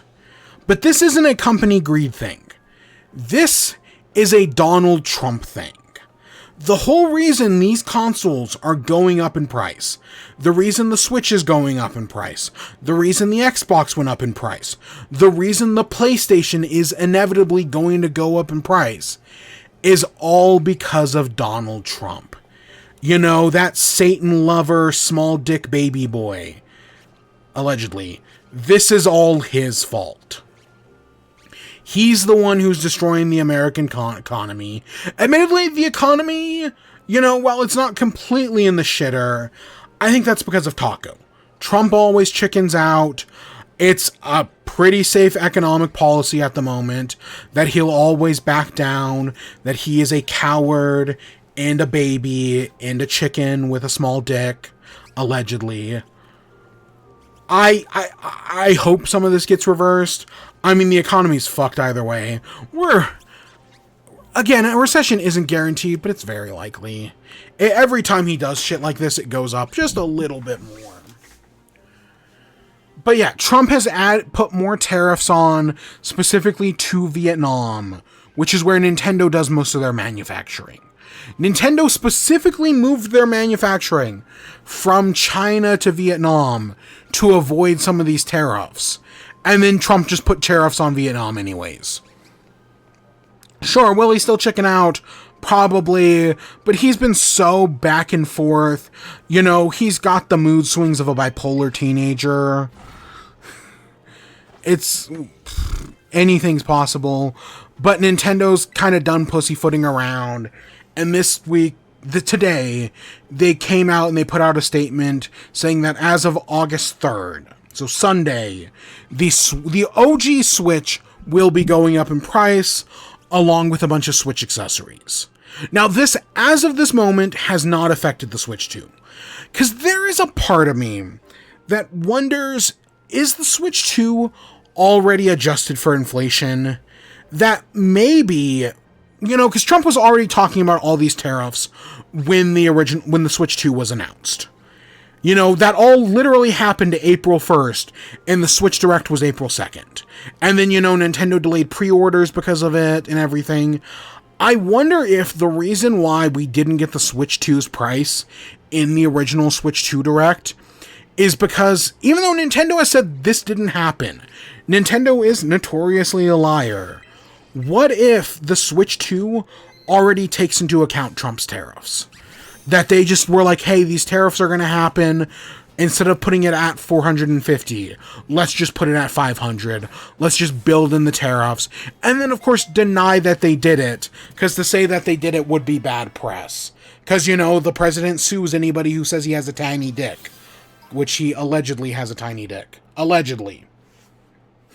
I'm playing with fire. Yeah, not that I give a shit, because fuck him. But, yeah, there's this whole idea that, you know, Nintendo said this didn't happen. That they raised the prices of, like, Switch controllers, of amiibos, of the Pro Controller, the camera, because of tariffs. But I legitimately think it's a possibility. If you told me the Switch was originally $450 because of the tariffs, I would in no way be surprised. If, you know, on the day it finally happens, and people are a lot less worried about these tariffs, because here's the thing. With these tariffs, there is no way to know if these price increases are a full-time thing or a temporary thing.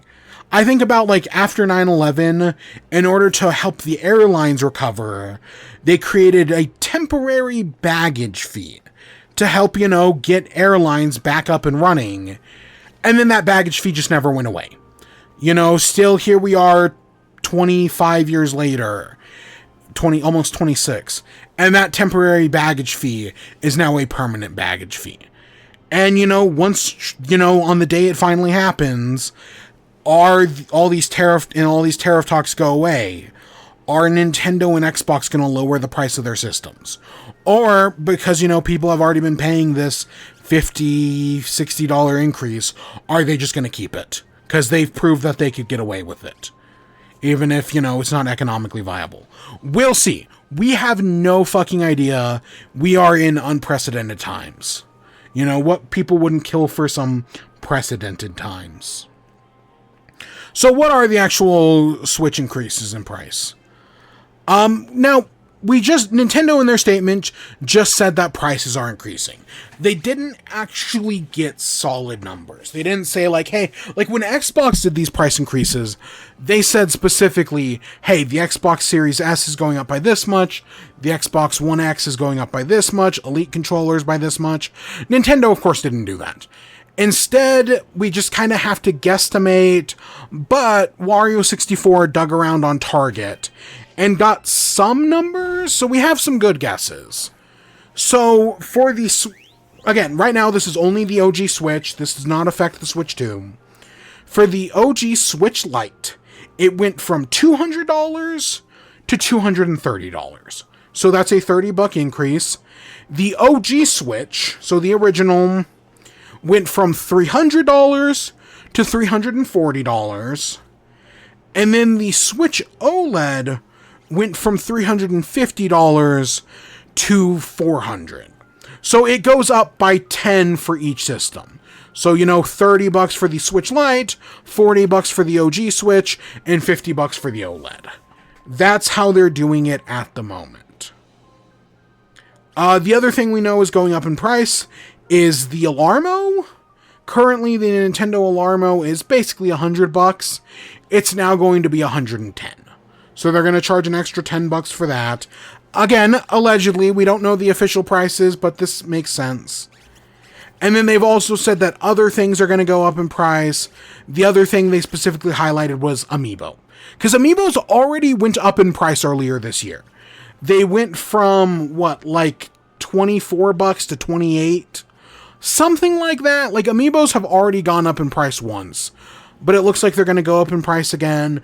It looks like controllers might go up in price again. So that's another thing to be worried about. The one thing that is not going up in price, which Nintendo said this, is games. They have no intention of making games go up, be that physical or digital. They're going to try to keep the prices they already have. So, you know, Mario Kart World is going to be $80, whether you get it physical or digital. That's not going up. Same thing with Donkey Kong Bonanza.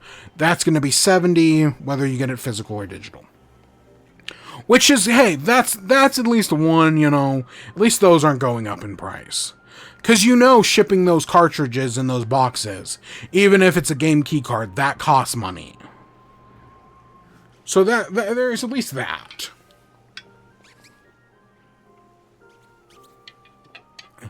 But everything else about the story does suck. This is all the president's fault. And things are just going to keep getting worse. Because, you know, he believes that we can bring manufacturing to America. That, hey, in a few years, we'll be making iPhones in America. And employees will make $3 an hour. That, of course, Trump believes is, you know, a six-figure salary. Because that's how fucking stupid his supporters are.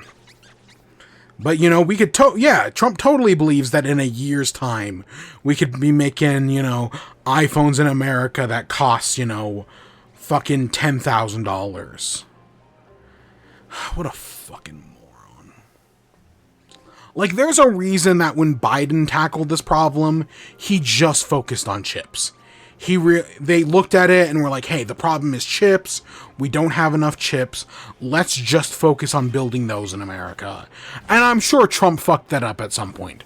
Trump, you know, he saw something with Biden's name on it and was like, nope, you know, even though this brings more jobs and I said I was going to bring more jobs to America, I don't want any of Biden's jobs.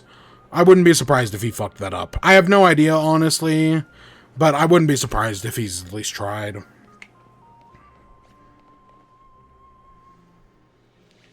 What a fucking mess.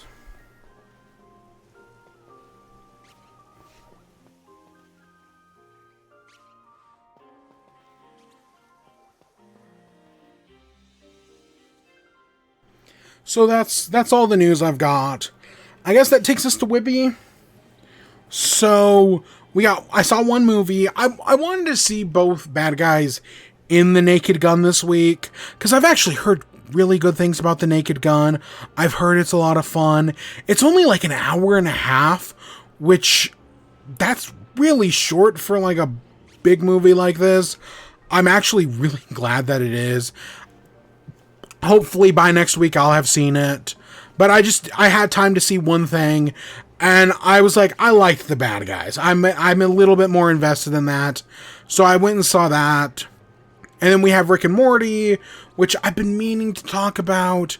I've been watching the new episode every week, and I just always forget. We talked about like the first 2 episodes, and then I just kept forgetting. But we'll definitely talk about that. There was no new South Park this week. They pushed it back a week, maybe because the whole episode, at least we know from like a trailer or a preview, that Charlie Kirk, that Cartman was going to be Charlie Kirk, and something happened there, and they pushed the episode back a week. We don't know all the details. Maybe we'll find out. Maybe Charlie Kirk's going to be in the actual fucking episode. We'll see. But we got no new South Park this week. We did have a game changer. We'll definitely talk about that. And then I think that's it. I don't think I watched any other TV shows. I know I keep saying I'm going to watch Man of Steel, and I just never get around to it. It's always like, every Friday, I'm like, oh yeah, this is the day I'm going to get home from work. I'm going to watch Man of Steel, and then we'll do the stream. And then I always fucking forget. I always forget. And yeah, that's basically it. I've done no videos game. Well, technically that's not true. The one video game I have played, I cannot talk about because that would be breaking NDA. So for all intents and purposes, no video games this week. I got around to nothing. What the fuck did I do? I have no idea. There must be something else I'm forgetting. But I cannot for the life of me remember. We got a bunch of new trailers that I don't really care about.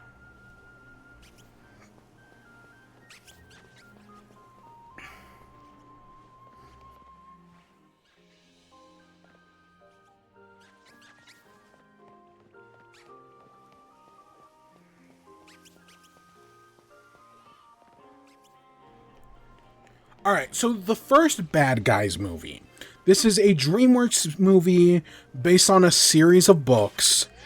And I saw this, I admittedly cannot remember, did this come out first or did Puss in Boots come out first? I cannot for the life of me remember.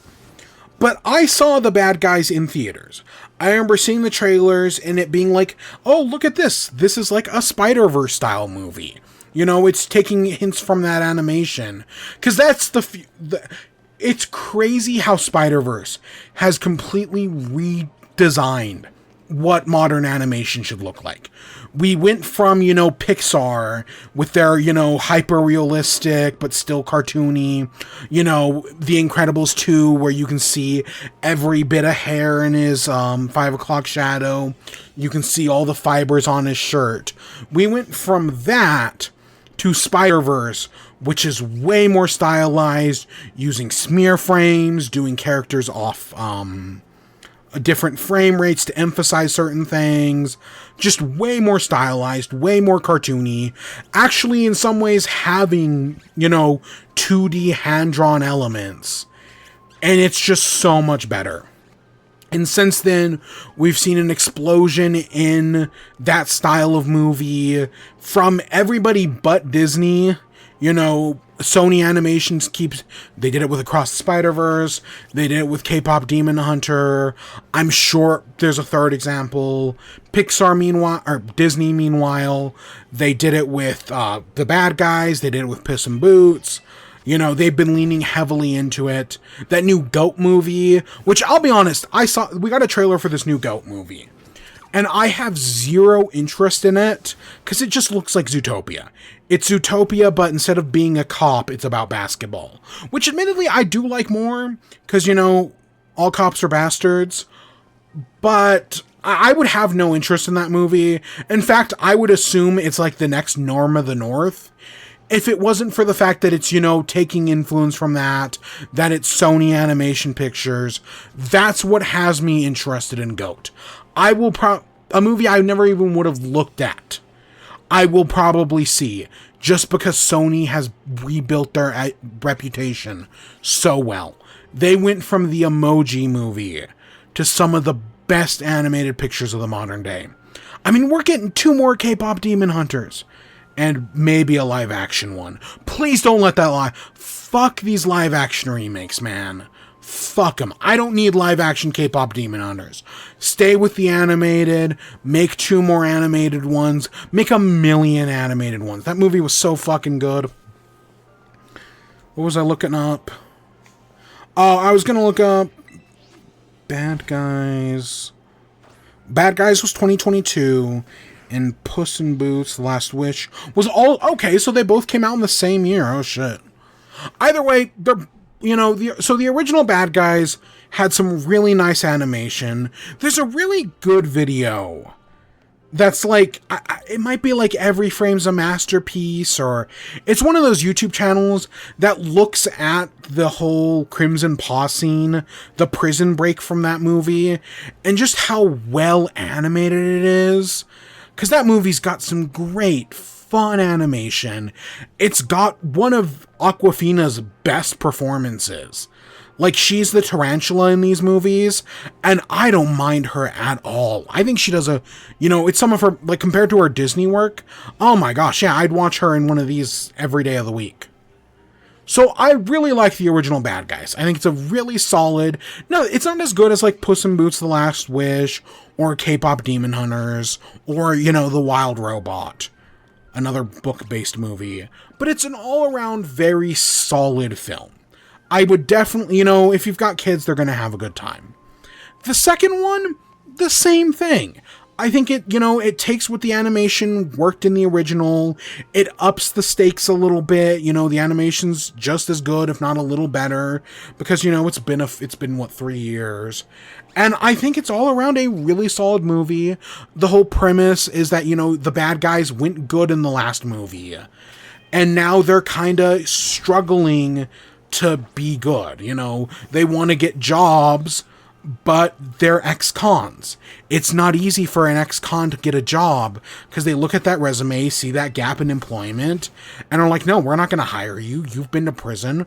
We don't want you working for us. You robbed this bank 3 times. Like, this movie genuinely has something to say about the whole getting out of prison and trying to rebuild a life. And I like that. Like, when do you see a kids movie that tackles that? Like, so many kids across this country have to worry about the school to prison pipeline. And so, making a movie about how hard it is to get back from prison and how this country fucks over people who have been to jail. Yeah, no, go off movie. Absolutely. And so, right, the bad guys are struggling to get back, but hey, you've got this new group, the Bad Girls. They're not actually called the Bad Girls. I think the main one's called, like, it's like the Phantom Paw, or she's something like that, like the Phantom Bandit, something around those lines. And, they're a girl group inspired kind of by the bad guys. At least one of them is definitely a fangirl. And, they frame the bad guys for a heist, because, the bad guys went good, but not everybody believes them. Not everybody has full faith in them. So the bad guys are kind of being framed for their crimes. So they have to work together with the police commissioner to, like, clear their names. Who, I think the police commissioner is very funny in these movies. I don't remember her. Her name's like Tough Paw or something like that. She's funny. I do, all cops are bastards, but she's one of the funnier ones. And she's been upgraded from the chief to the commissioner, and they're kind of helping her solve this crime because they want to clear their names, and, maybe this time they'll be recognized as heroes. I like that idea. There's some romantic tension, again, all of this is basically in the trailer. Because I'll be honest, the trailer kind of gives away a lot of this movie. Not everything. Like, there's one specific scene in the middle of the movie that I don't think is in the trailer, but it's just so much fun that I'm glad it wasn't. Same thing with the ending. Like, you know they're going to space, but what they actually do in space, they don't say. But yeah, it's an all-around fun movie. It's got some really good characters. There was a part of me... So the movie... Spoiler alert. Where is it? I'm only going to go minor spoilers, obviously. Spoiler alert. The movie opens up with a flashback. That, we see 5 years ago, before they went good... We see Tarantula has just joined the group. We see her first heist as she joins the team. So I thought this movie was going to lean more heavily into Tarantula and her story. Not really. I feel like they all still kind of get equal billing. Or at least, Wolf is the main character and everyone else kind of gets their moments. I think Snake gets a little less in this movie, but I think it's because he got a lot more in the first one. Whereas in this one, yeah, he gets a little bit less, but he still has a romance subplot, which I think is very fun. Wolf and Diane, who I think is the mayor's name, they have a good romance subplot. I actually liked how they used Diane in this movie. Not mainly what she does, but there are certain things in this movie where characters have to make choices. They could do what they want, but it comes at a cost. You could do this thing, but this is the price you're going to have to pay. I like that. They make choices, and there are consequences to their actions. So overall, yeah, I think it's a really enjoyable movie. One other thing in spoilers real quick. I was worried by, they're working with the chief of police to help solve this crime. And I was really worried that at, the end of the movie, they were going to become cops. They do not become cops. But they don't become cops. They're not cops, but they become, spies, secret agents, which is at least a little better. That gives them... Because the first movie makes a whole point about there's a difference between being a bad guy and a bad guy. It's the whole difference between, a bad guy takes what they want, but has a moral code, whereas a bad guy doesn't. They're just straight up evil. They murder and kill indiscriminately. And that's, this one kind of it's a good sequel because it doesn't regress the characters. Instead, they're dealing with new issues. Wolf's whole thing is he starts to wonder, hey, should we go back to being bad guys? Because being good is so difficult. Nobody wants to hire us when we're good. We can't get jobs. We can't afford rent. Should we just go back to being bad guys? A real problem that real people face. Again, there's a reason why the prison pipeline in this country is circular. Because trying to restart a life is so hard when you get out of prison. That's why most people who go in, go back. This country is fucked in so many ways. But yeah, no, this movie has something to say. And I think it's not trying to be a race metaphor. It's not a gender thing. It has something to say, and I think it does a good job at saying it. This ain't Zootopia, where they're trying to do something, and their metaphor is just kind of sloppy. But I think overall, yeah, it's a good movie. They tease a third one at the end. I think we might get it. If this does well enough, which I hope it does, I genuinely do recommend it. Of course, go see Superman first. If you haven't seen Superman, go see Superman. And, take your kids to see Superman, despite, it's got some violent scenes, but I still think you could take your kids to see Superman. But if not, go see this next. This one's also pretty good. And go see Fantastic Four at some point in this. I'd probably also give this an 8 out of 5, an 8 out of 10. Yeah, it's probably right around there. I do think this is better than the first one. Just barely. I think it's a little bit more concrete. It's a little bit more grounded, you know, because in the first one, it's like, oh, they want, you know, Wolf wants to be good and he's trying to convince all the others and they go through this will they, won't they. I think they do a little bit of a liar revealed in the first one. This one doesn't have any of those issues. I think this one's a little bit more straightforward, a little bit tighter. So I'd say it's a little bit better than the first one, even though I'd probably give both of them an 8. Again, they're both good. They're both good. Unlike The Wild Robot, I have no interest in checking out these books. Like, The Wild Robot was so good that I was like, yeah, I'll look at these books. And I do actually own all 3. Not that I only read like 30 pages of the first one. But I do own all 3 of The Wild Robots. I have no interest in checking out these books. But hey, the movies are good.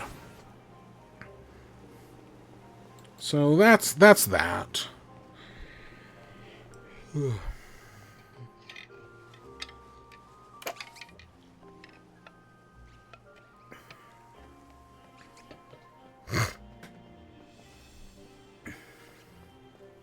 Next up, we got Rick and Morty.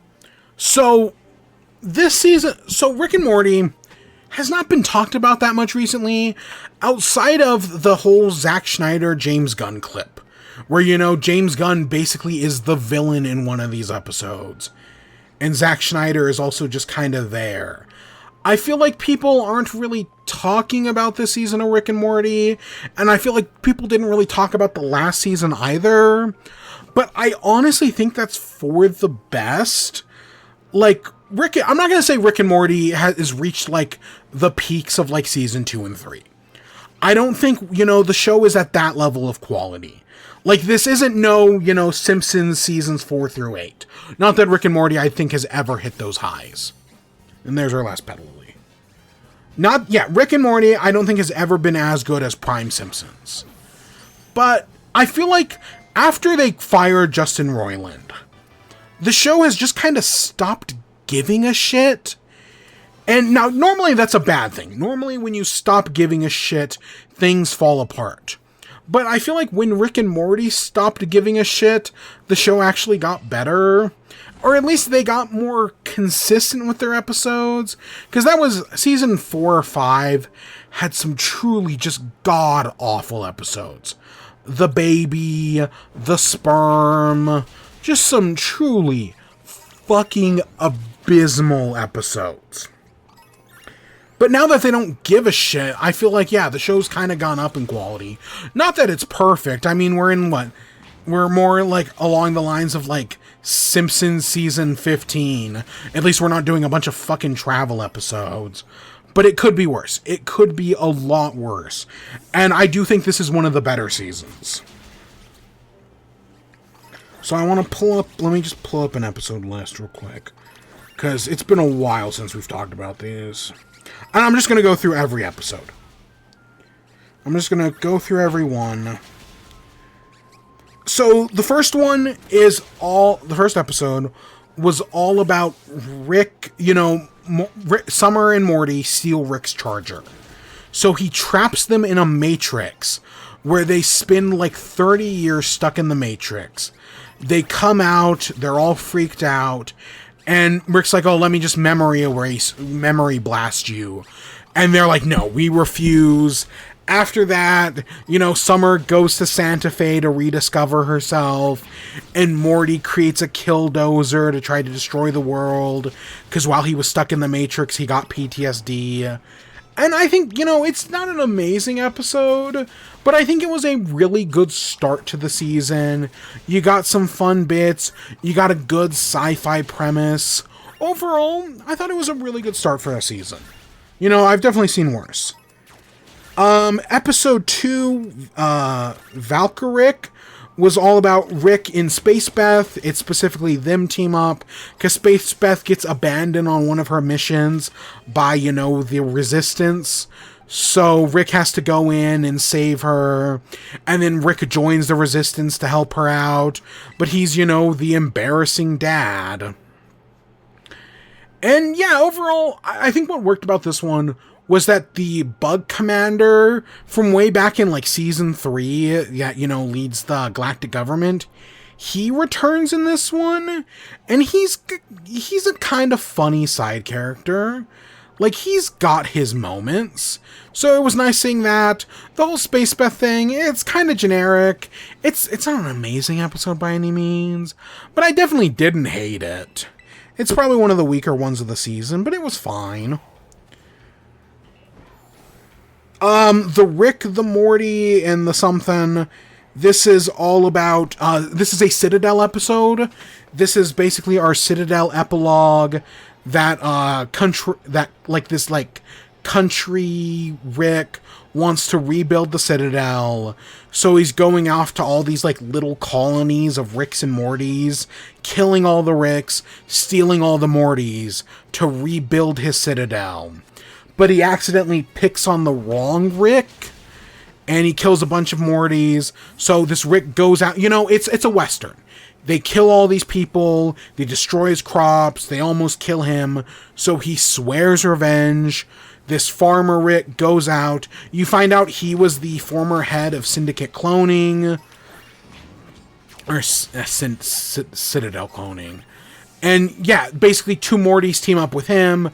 One of the Mortys dies. It's a whole revenge tale, but it's got a good ending where, the farmer Rick ends up sacrificing himself to get all the Mortys to freedom. And instead of creating a new Citadel or a new something or other, they all go and find new homes on new planets. It's a bookend to the Citadel.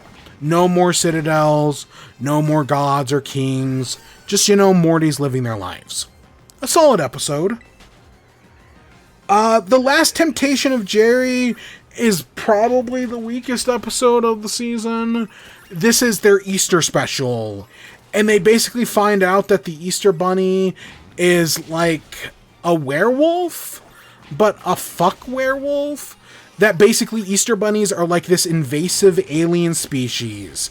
That they go to planets, they turn somebody into an Easter Bunny, and then it spreads pheromones throughout the planet that makes everybody want to fuck, effectively destroying the planet. And that Christianity is like a group of aliens that came to Earth to hunt this Easter Bunny. And, Jerry gets infected and becomes the Easter Bunny and goes a little fuck crazy. And then Space Jesus shows up and he gets cut in half but still survives. And they're able to save the day. It's one of the weaker, dumber episodes of the season. Like, I get what they were going for. They're definitely taking influence from, like, werewolf movies. But it wasn't that good. And I didn't feel like it was that funny. Not that I'm a prude for, like, Space Jesus. I just didn't think Space Jesus was that funny. Cryomort Rickver is... Oh, so Rick and Morty, they end up on a ship... and that's stuck in cryosleep. And they go to rob the ship, but they can't, instead Morty accidentally wakes everybody up. So when he does, Rick and Morty have to go undercover. Rick pretends to be, he originally, they each pick pods. Rick's pod is originally this, 10-year-old kid who's like this rich brat, but, because of the things that happen, they all assume that his pod malfunctioned and made him old. So, he wakes, the parents wake up and are like, oh, little Jimmy, you're now an 80-year-old man who could die at any moment.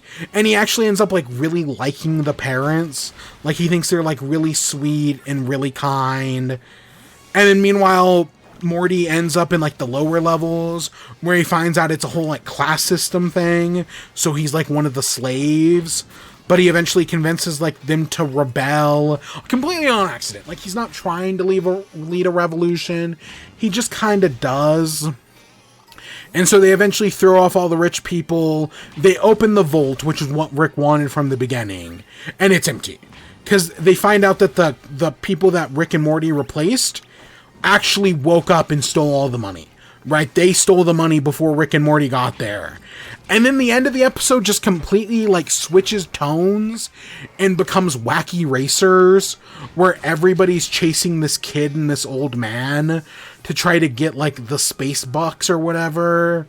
And yeah, it just becomes, a whole Wacky Racers thing.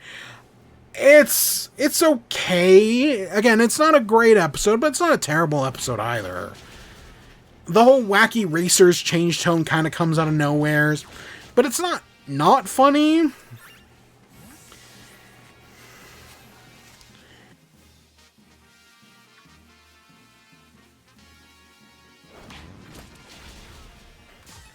The next one, the curious case of it's a Benjamin Button parody.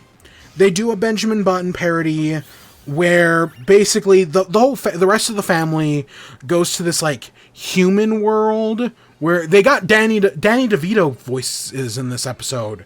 He's like discount alien Walt Disney, and he came to Earth to create a theme park.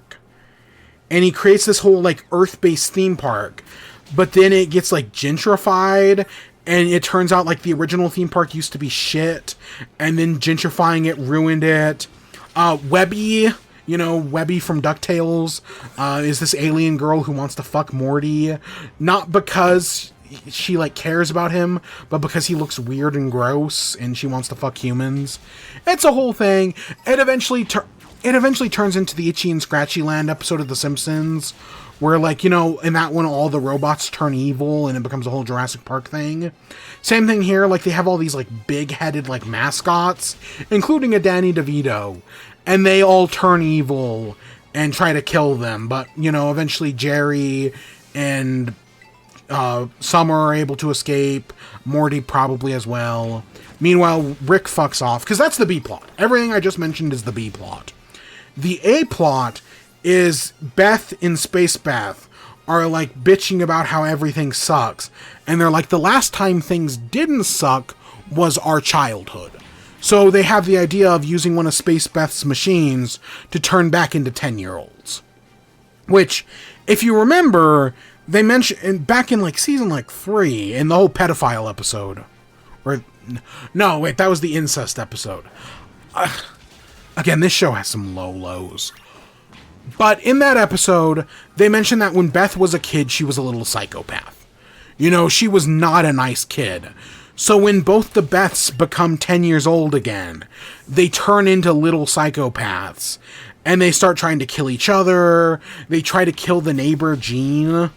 And I actually like the A-plot. I think the two Beths running around trying to kill Jean, they cut his Achilles, they burn down his house, then Rick shows up and like tries to capture them, but they turn the tables on him. I think it's all around, the A-plot's actually pretty good. I specifically like the ending. The ending of this episode, spoiler alert, is so the two Beths defeat Rick, they throw him in the aging machine and make him as old as they possibly could. And then they have this whole moment where the whole thing with the Beths is that their dad was never around. That, hey, they're mad at Rick because he was never around. And Rick tells them, well, my Beth was dead. Like, genuinely a great moment. Really solid, continuity building. I think it's just a really solid moment.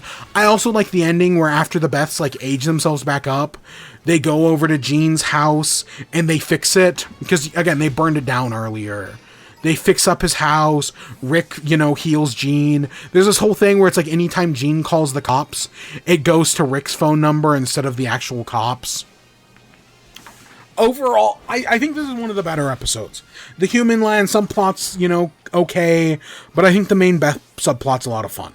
It's fun. I think it's got a heart-touching ending. I like it. I do like this one. Ricker Than Fiction. Oh, so this is the James Gunn one. So basically, Rick and Morty are a fan of this like Transformers style movie. They're like, what are they? There's something about trees, like the Treecepticons or the Auto Trees or something like that. And they're watching the latest one, and it fucking sucks. They watch like Trees 6, and it's like, this movie's awful. We could do it better. So they go to the director of the movies, James Gunn, obviously voiced by James Gunn, and they're like, hey, your movie sucks, we could do it better. And the entire plot of the episode is about AI. They think that, oh, well, when Rick and Morty says they can do it better, Rick just builds a computer to do it better. and it immediately blows up in his face. The computer sucks him inside the movie, and instead they give Jerry Adderall, and he has to write the ending to the episode. Meanwhile, James Gunn is the villain after talking with Zack Snyder, who also voices himself. He decides to go steal the movie writing machine in the new script. And so he's trying to, like, get Jerry to fuck off, so that way he can steal the machine. You know, they don't give him anything major to do, but I think it's a decent idea. It's an okay episode. I like that it shits on AI, because fuck AI. And the whole plot, you know, inside the world, there's like this like Christmas tree guy that Rick hates, but once he's inside the movie, he realizes the Christmas tree guy is actually kind of cool.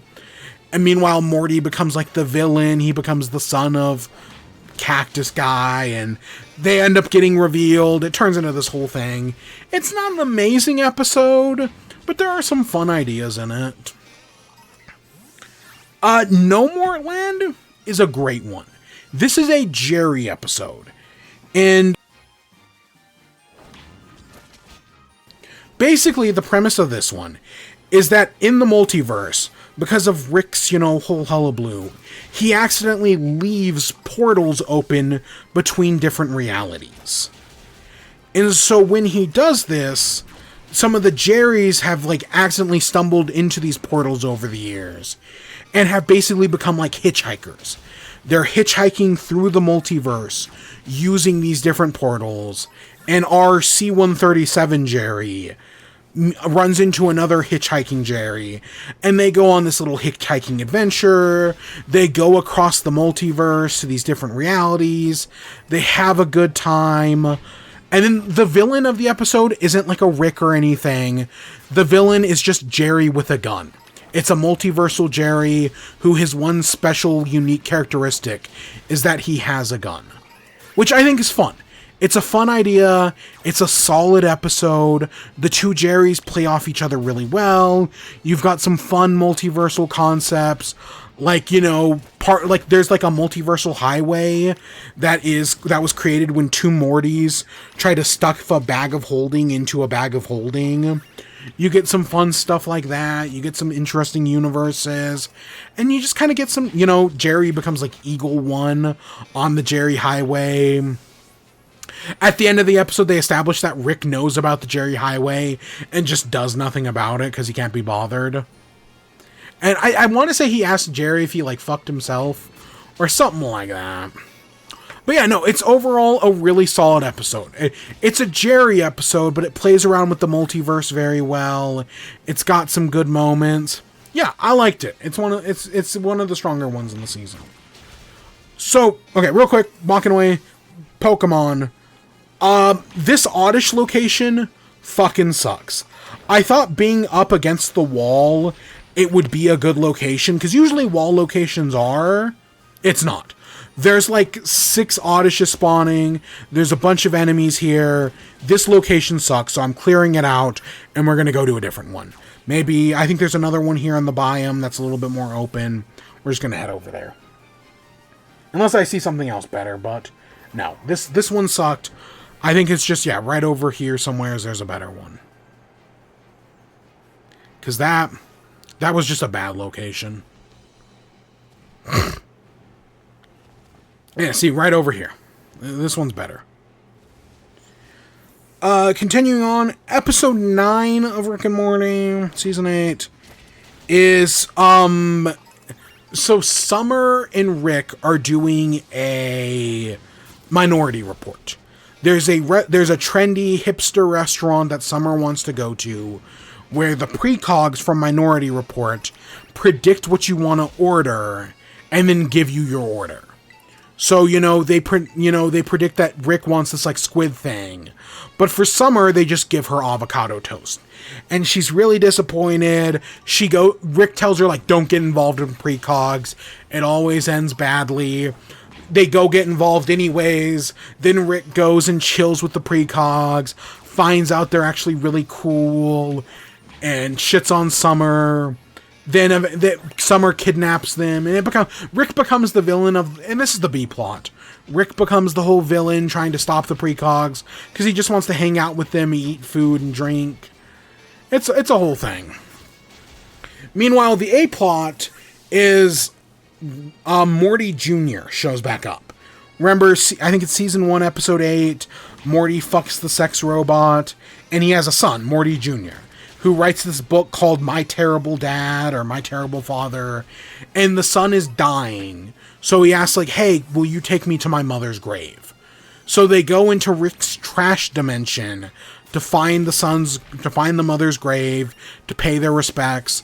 They accidentally get stuck in the trash dimension, and like the robots that like sort through the trash to find the good trash from the bad trash are like malfunctioning and basically just assume everything is bad trash. I think it's more that I think they say something like they don't want to call Rick, because if they find any good trash, they have to alert Rick. So might as well just say it's all bad. But there's this whole society underground of like all these like discarded like robots and, you know, pizza boxes and toilets with eyes. But they pay their respects. You find out the son isn't actually dying.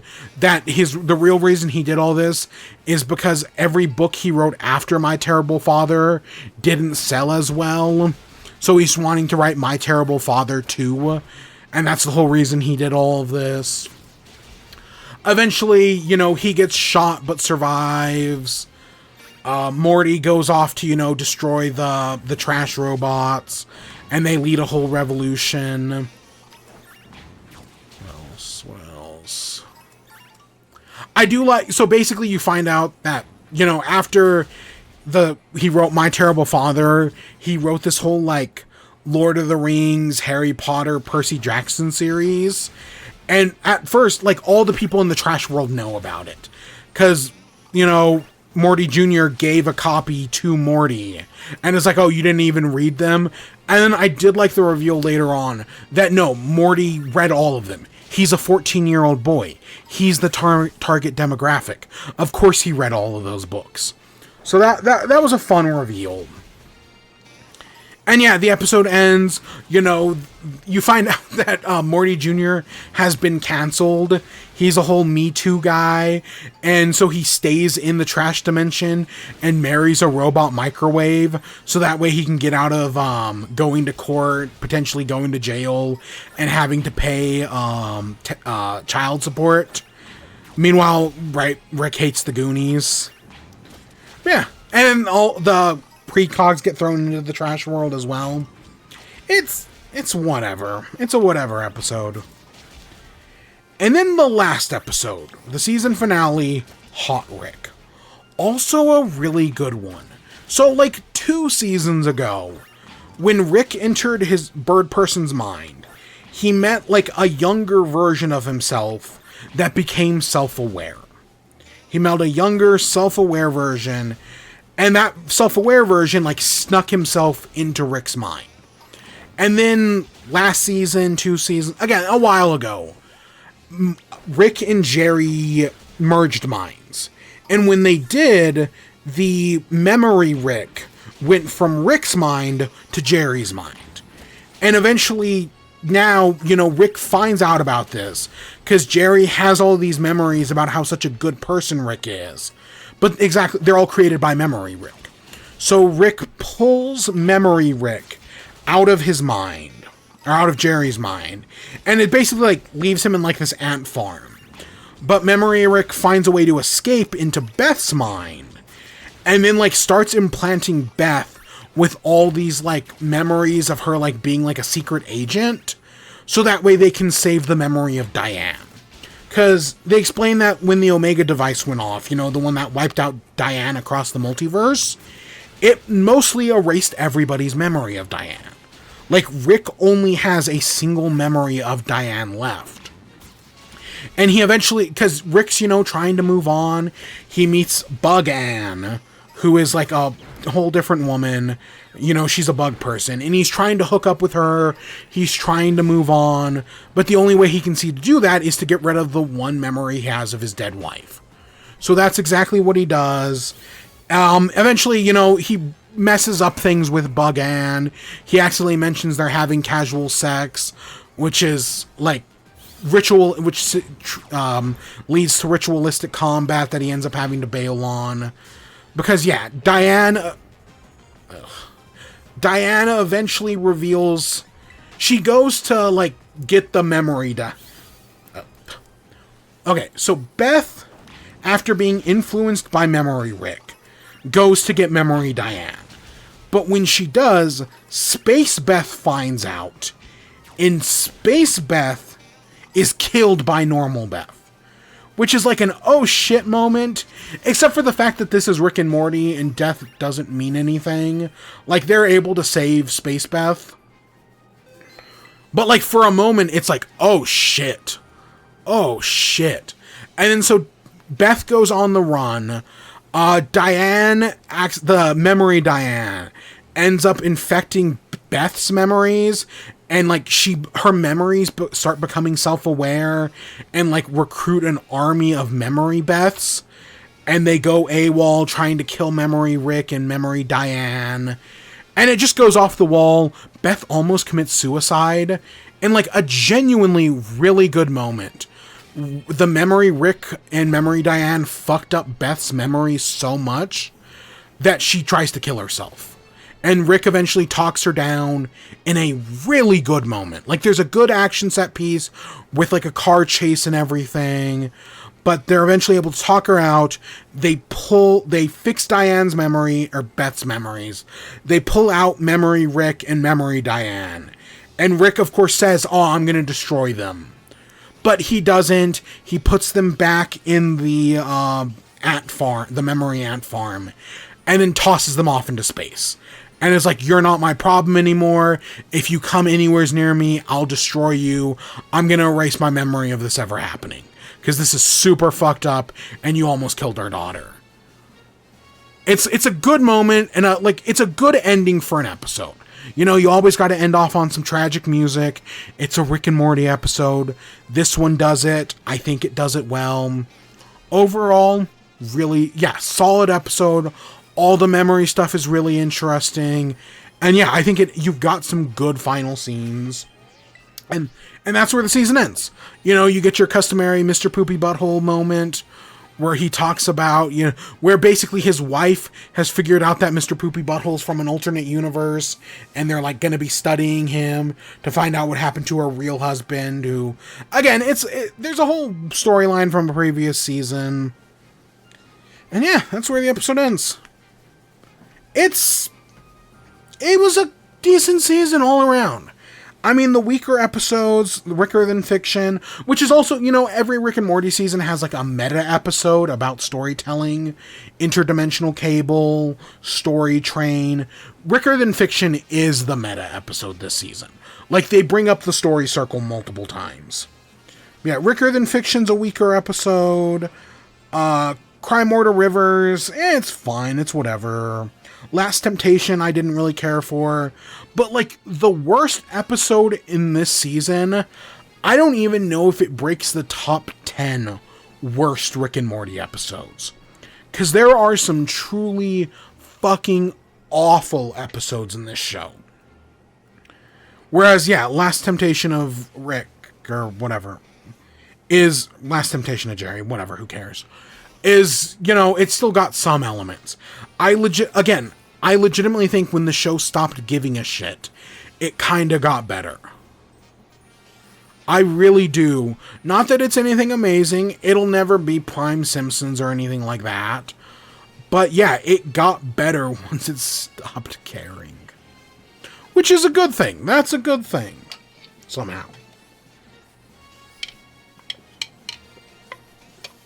But yeah, this show's been renewed until like season 12. So we've at least got 4 more seasons of this shit. And you know, if they keep up at this quality, I'm not gonna complain much. I'd take every episode this season over one fucking sperm episode. Which, god damn it. Oh my god. What a truly awful episode. Like, I don't want to say one of the worst episodes of TV ever. Like, it's not. I've definitely seen worse.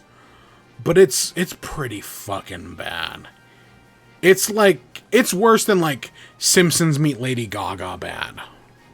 Like, fuck. I don't even remember what season that was. I want to say that's season like 4 or 5. Terrible. Absolutely terrible episode.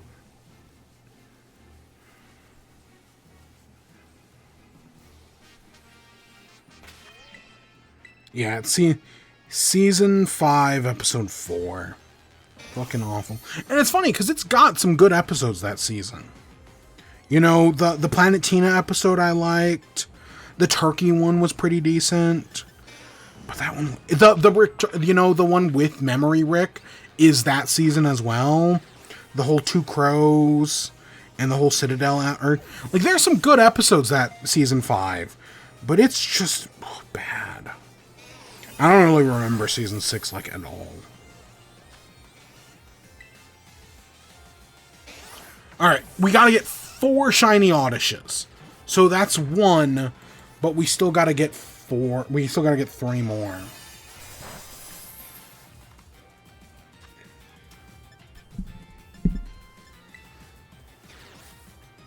So the next thing we gotta talk about is Game Changer. You know, we're coming up near the end of Game Changer. I think there's only 1 episode left.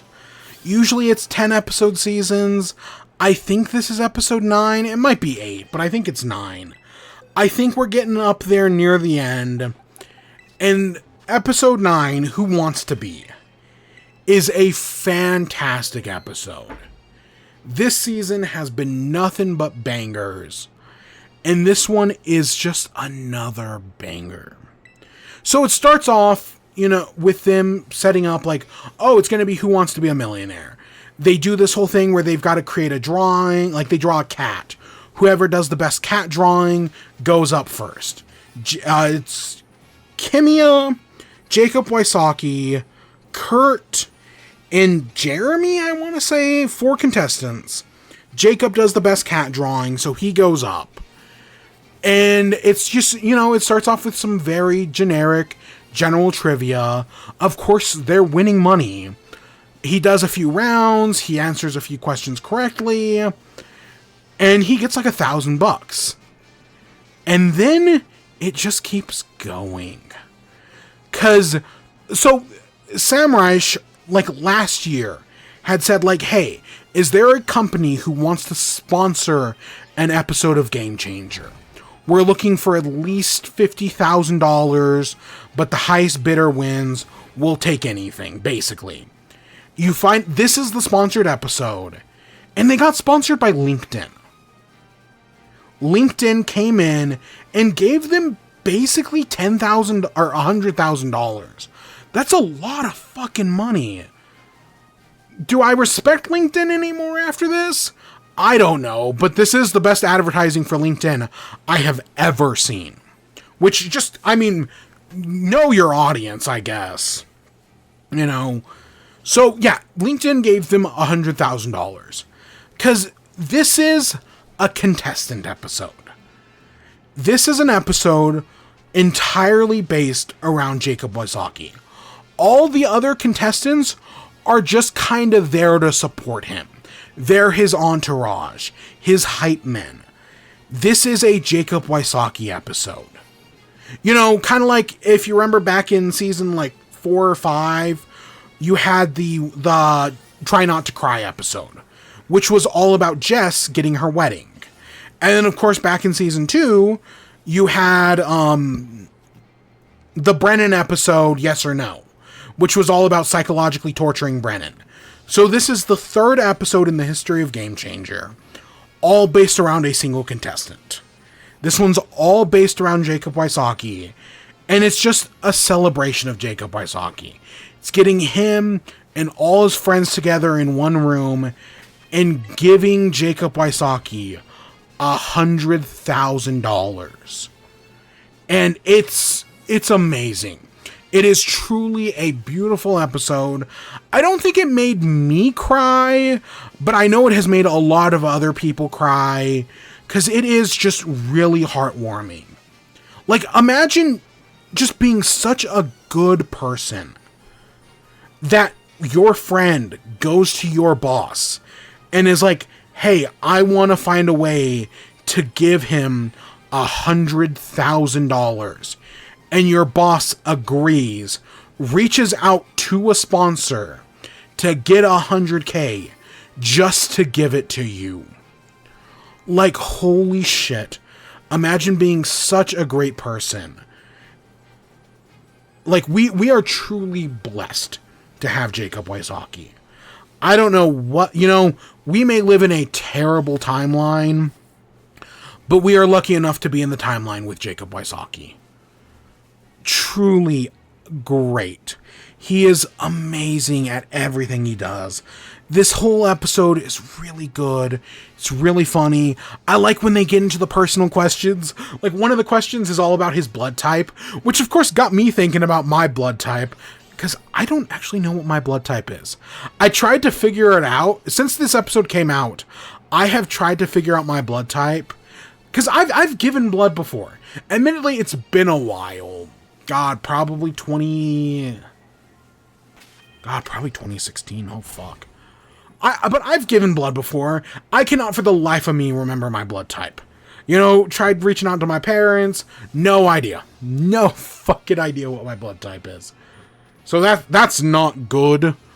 But, there's that, asking him, like, which one of his friends is the funniest. There's a whole hot dog eating contest they do. And they've been keeping track of, like, how many hot dogs they eat. Which, that's the second group of people who have been keeping track of hot dogs. Which isn't a lot. But it's weird that it's happened twice. By the way, 32 hot dogs. August 1st to August 1st, 32 hot dogs. That's my number. Which, I think that's I want to say the average is like 60-something. 68, I want to say. So I'm coming in half average. But yeah, that's my number, by the way. By the by. Because again, people, I don't know what it is about this past year, but people have been keeping track of their hot dogs. Again, if I had a nickel for every time, it'd only be 2 nickels, but that's still more than I'd expect. But yeah, the episode is great. Just seeing all his friends get together to celebrate him. Way back in 1 year later, Jacob Wysocki said he wanted to do a travel show. And while I don't expect this money to go towards the travel show, I really hope they do let him do a travel show. Just genuinely having Jacob, maybe Kurt, and was there cameraman Kyle? I cannot remember. But having just the 3 of them go around different places, maybe in California, maybe across the country, depending on the budget.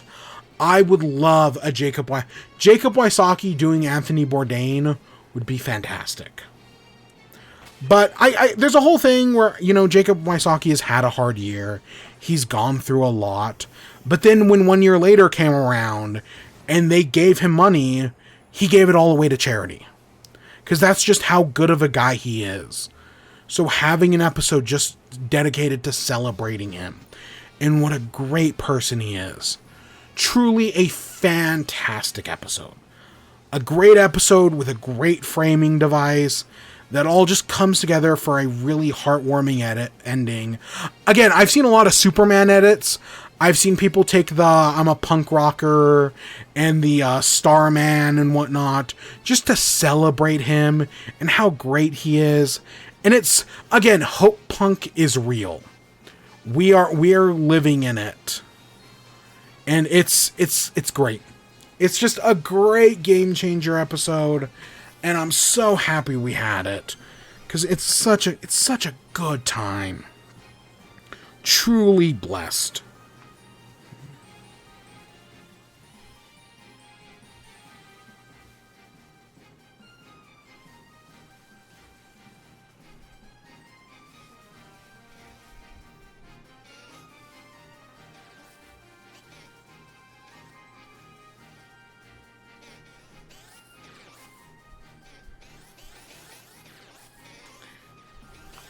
So we still gotta find, 3 more auditions?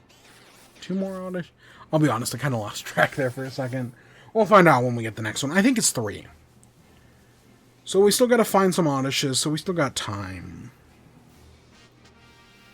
I don't think we're gonna do the raids tonight. I'll do that another time. Like, look at this. We just found another one.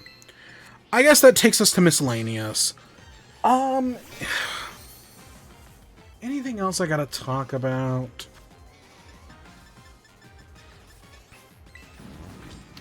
I don't... Have I seen... Again, the one thing that I've been playing, I cannot talk about. I could probably go for an hour just about this one thing, but I'm not gonna say shit. So, yeah, I guess I got nothing there. Okay, we still need 2 more. Yeah, we need 2 more.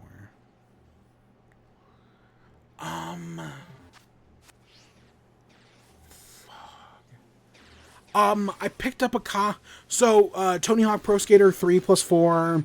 I said I was kind of on the fence about it. It was $20 off the other day, and I was like, yeah, you know what? Fuck it. I'll pick that up. $20 off. I'll boot it up and get... Again, I have very fond memories of Pro Skater 4. And even though I don't like the changes they made to 4, I'm still excited to play it again, in theory. Because that's the one I grew up with.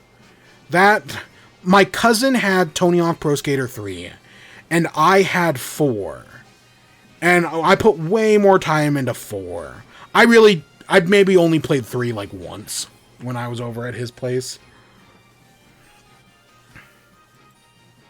Hey, Aiko the Bunny, how you doing? We're shiny hunting odysses right now.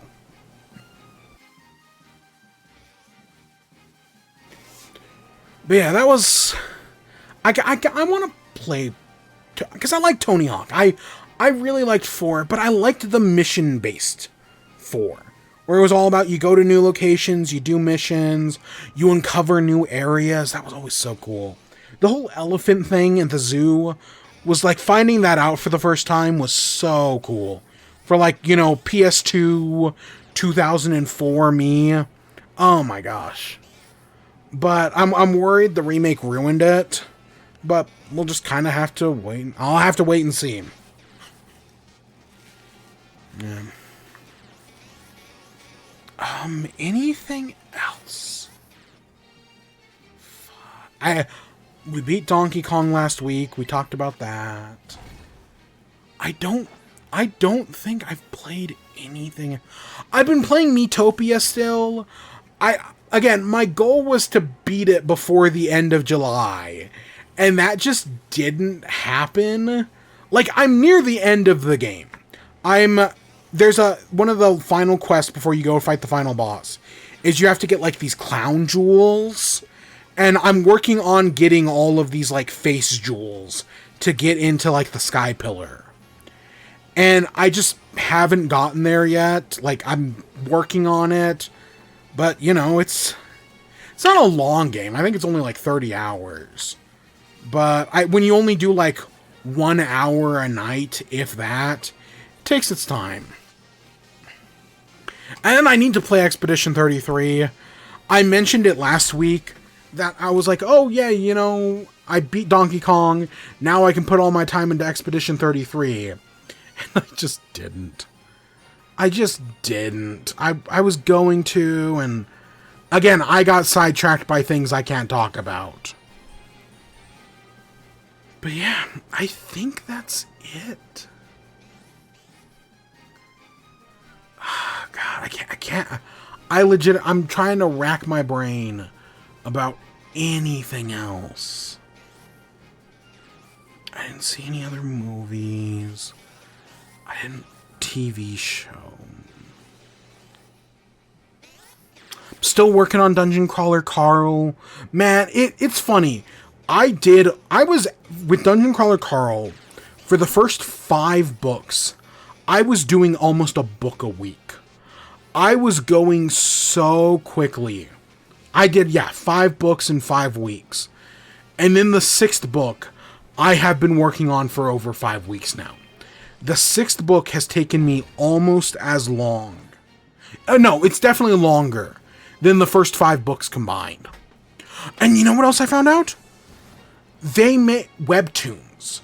You know, Webtoons, the little fucking app that always gets advertised, that actually has some decent stuff on it, but also has a lot of garbage. Like, I will stand by Muted.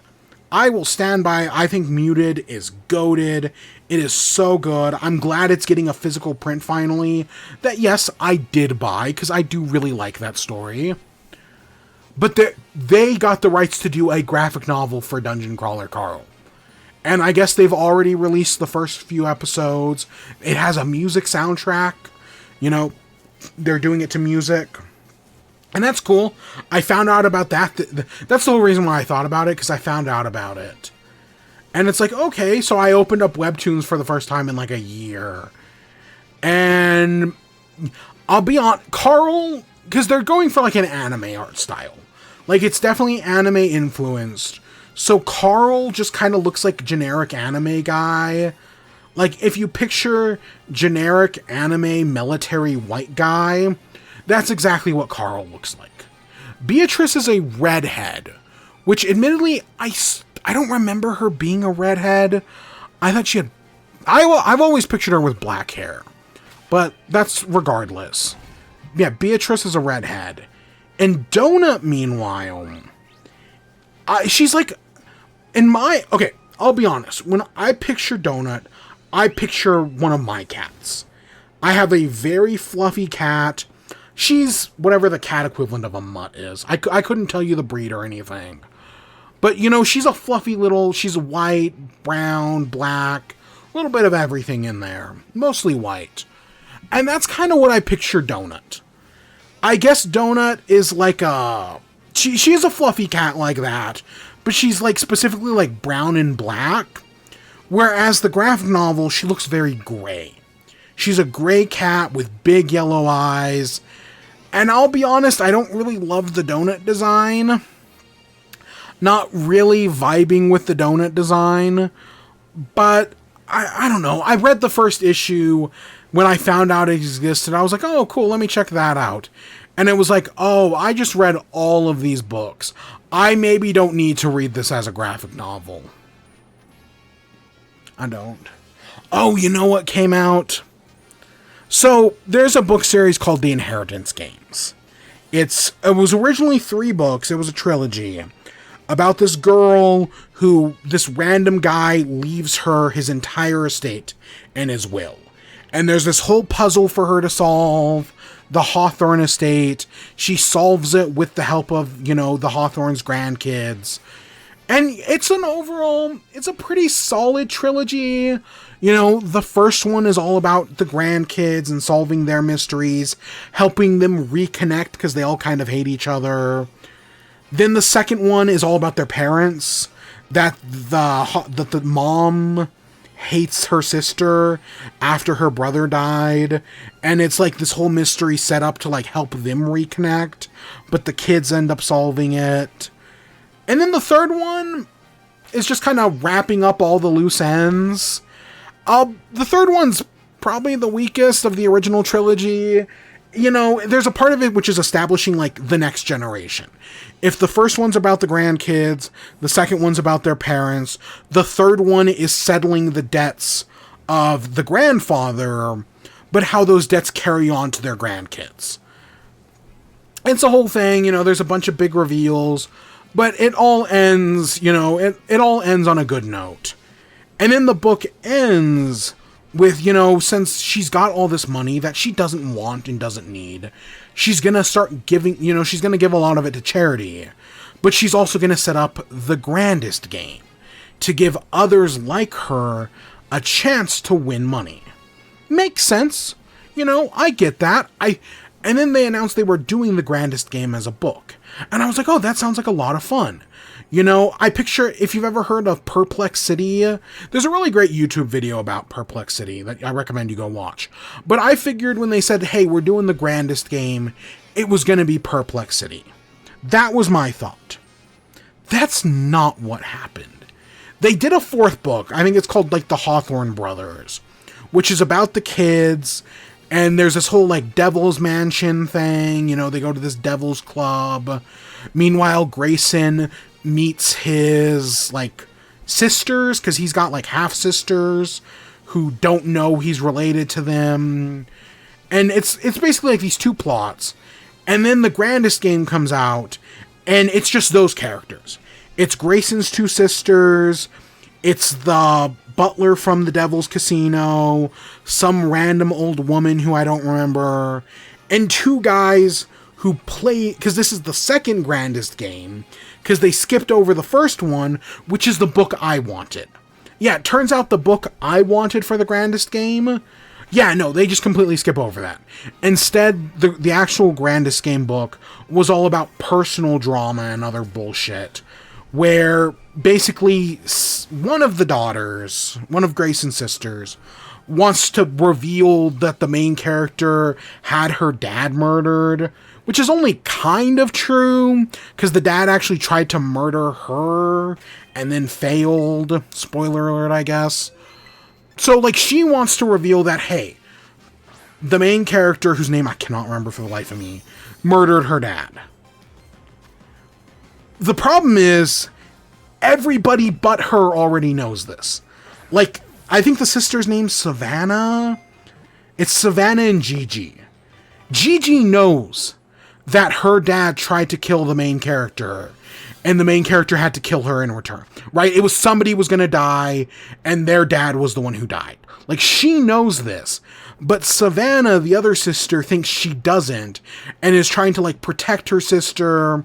Meanwhile, she's, like, trying to expose her, and the other girl who, like, hates the actual, like, blood daughter hates her because of family grudges, because her dad doesn't love her, but loves the main character, whose name I also don't remember.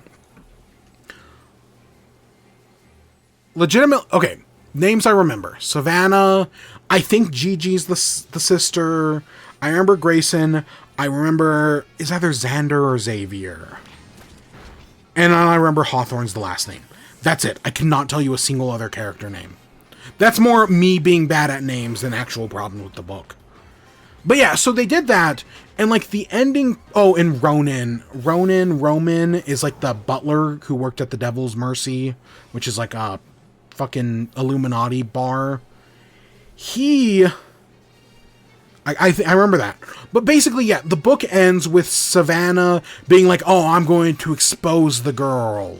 And, you know, the whole world will know she killed my dad. When I don't think it, like, it's, in the book, it's treated as, like, this big reveal. Like, oh my god, Savannah knows this. She's gonna tell the world. But as a reader, like, I knew the entire time that she knew. And I don't think this is as big of a twist as she thinks it is. I'm sure the narrative of the world will make it a bigger deal. But the Grandest Game was kinda garbage. I was super underwhelmed by the Grandest Game. If I'm just being completely honest, I don't think the puzzles were that interesting. I didn't really care for any of the characters. Like, the only ones I kind of give a shit about were Savannah and Gigi. Gigi gets kicked out at the end of the book. And Savannah, meanwhile, I think is an idiot. Because nobody will have a human conversation. You know, everybody's keeping secrets to try to protect everybody else from shit they already know. Like, Gigi figures out Grayson's her half-brother. I don't even know if Savannah knows that yet. Like, she might, but I'm not entirely sure. I admittedly cannot remember. Because everybody's trying to protect everybody else. And it just makes things overly complicated, kind of stupid. Yeah, the books, again, I liked the first one. The second one was decent. The third one was okay. But they've just been going downhill. But still, out of habit, I picked up the fifth one. Which is... God, what the fuck is it even called? The fifth one is called... Not Grand Larceny. Glorious Rivals. It's called Glorious Rivals. And, be honest, I'll get around to it, but I just don't care. I didn't even... They did like a 1.5. They did one that was called Games Untold, which is like a short story collection. And I read like the first 2 chapters and then just didn't give a shit. I was like, okay, I'm not actually... Oh, because that's the other thing. At the end of either book 4 or 5, they have this like sort of big reveal, and it's so fucking stupid and contrived that it just, I think it was at the end of book 4. It was so dumb that going into book 5, I was like, I do not give a shit. Like, I know they're gonna have to do something with this at some point, but I just don't care. Because that was such a bad twist. Like, I legitimately think the twist, if they had done the twist of, hey, the grandfather actually faked his death, and he's actually been alive this whole time, would have been better than what they actually did. Which, again, they might still do. These books, they've gotten so contrived at this point that if they make the grandfather still alive, I would in no way be surprised. I just wanted a fucking Perplexity book. Is that so much to ask for? You know, it's a book series all about, like, mysteries. And so the idea of, like, the characters that we like from the first 3 books making their own, like, little mystery with, like, a whole new cast. I mean, they could have kept Savannah and Gigi. They're likable enough sometimes. But, like, having this, like, whole new cast of characters trying to, you know, get to the position the main character was in the first book, I think would have been very fun. And that's just clearly not what the author wants. And so she keeps contriving stuff to keep the series going. It's a whole mess. But yeah, I'll get around that. I also picked up Supergirl Woman of Tomorrow. Because, you know, the Supergirl movie that is coming is going to be based on that one. And it's one of those books that's always kind of been on my radar, but years ago I swore off reading Tom King, because Tom King is the definition of inconsistency. For every Mr. Miracle or Superman up in the sky he writes, he does a Wedding of Batman and Catwoman. He does a Heroes in Crisis. For every good book he's done a terrible, awful book. But, you know, everybody loves Supergirl Woman of Tomorrow. So I was like, you know what? Fuck it. I'll finally pick it up. My streak of swearing off Tom King did technically end last year.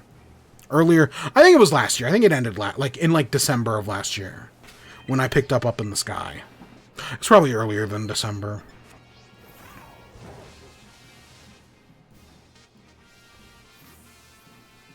There we go. There's our last Oddish. Finally. Only took like 3 hours. Only took 3 hours and fucking 185 encounters.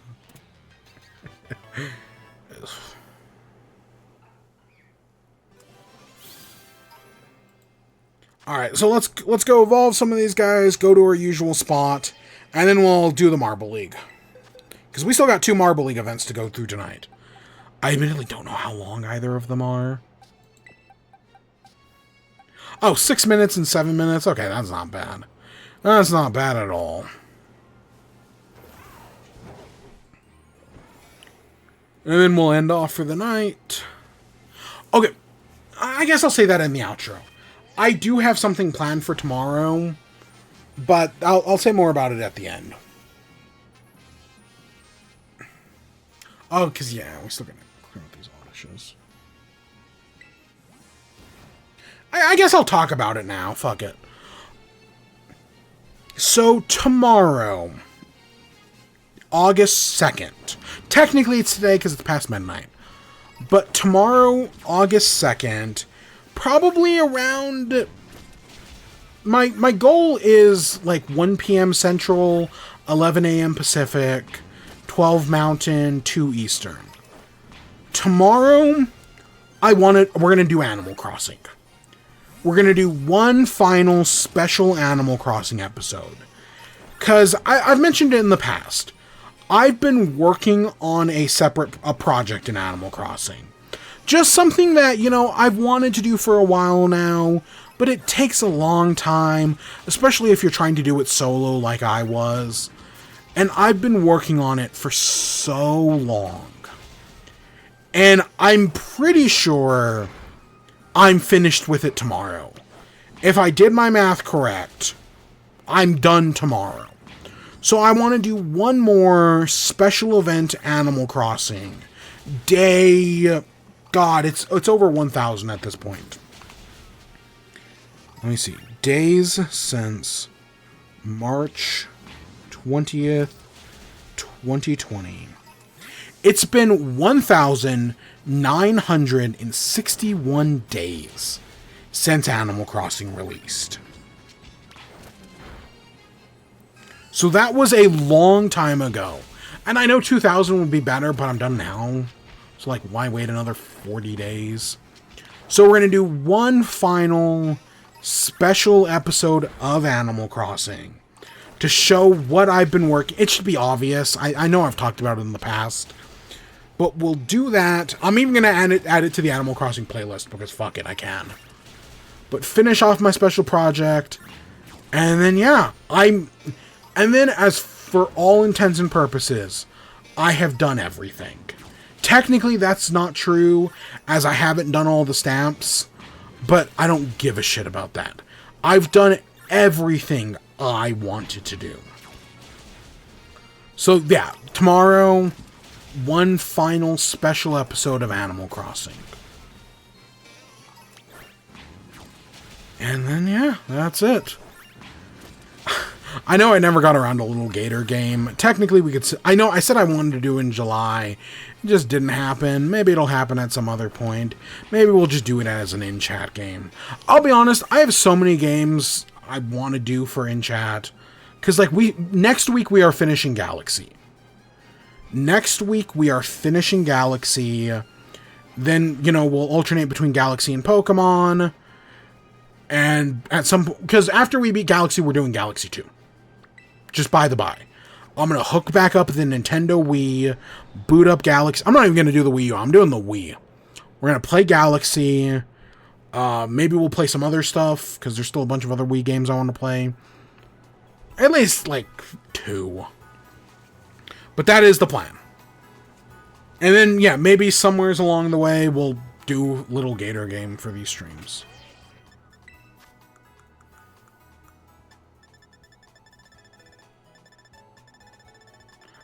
I gotta... Okay, I have a Leaf Stone. And do I have a Thunderstone? Or a Sunstone, I mean. Yeah, okay, I do. Because we need these stones to evolve certain Pokemon. Because all 3 of these guys are stone evolutions.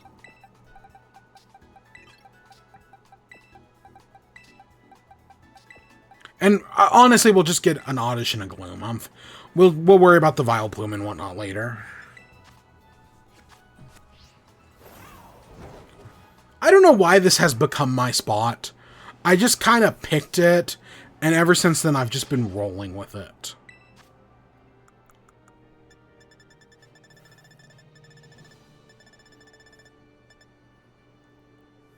Alright, so the Sunstone evolves Petalilly.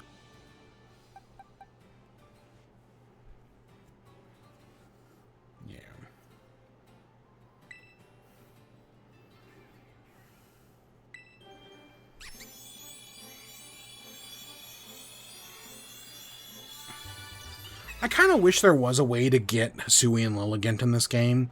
Because that's, like, it's cool that they keep bringing back, like, other regional forms. But it kind of, like, Alolan Executor.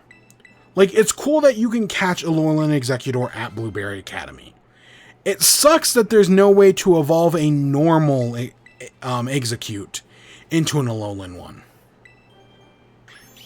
Also, I know I said Firestone. And then Gloom evolves into Vileplume with a Leaf Stone.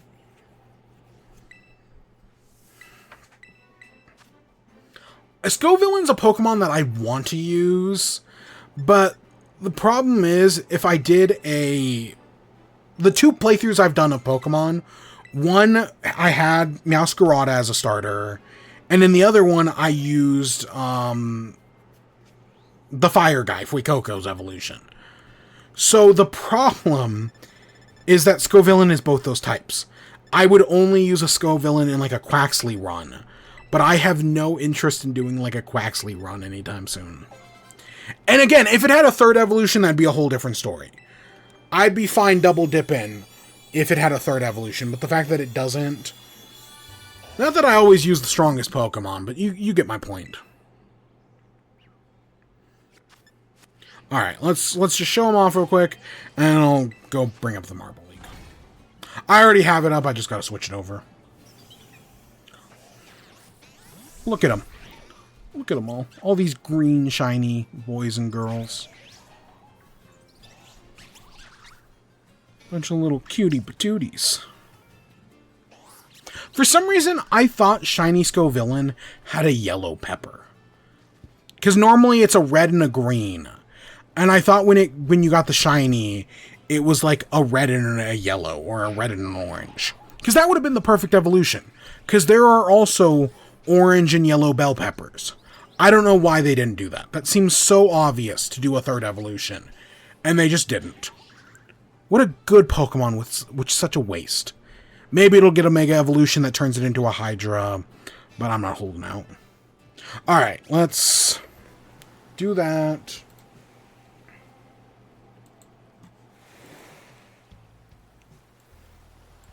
Let's go over. Let's hit that. And here we go. We got episodes 5 and events 6 and 7, 5-meter relay, and triathlon.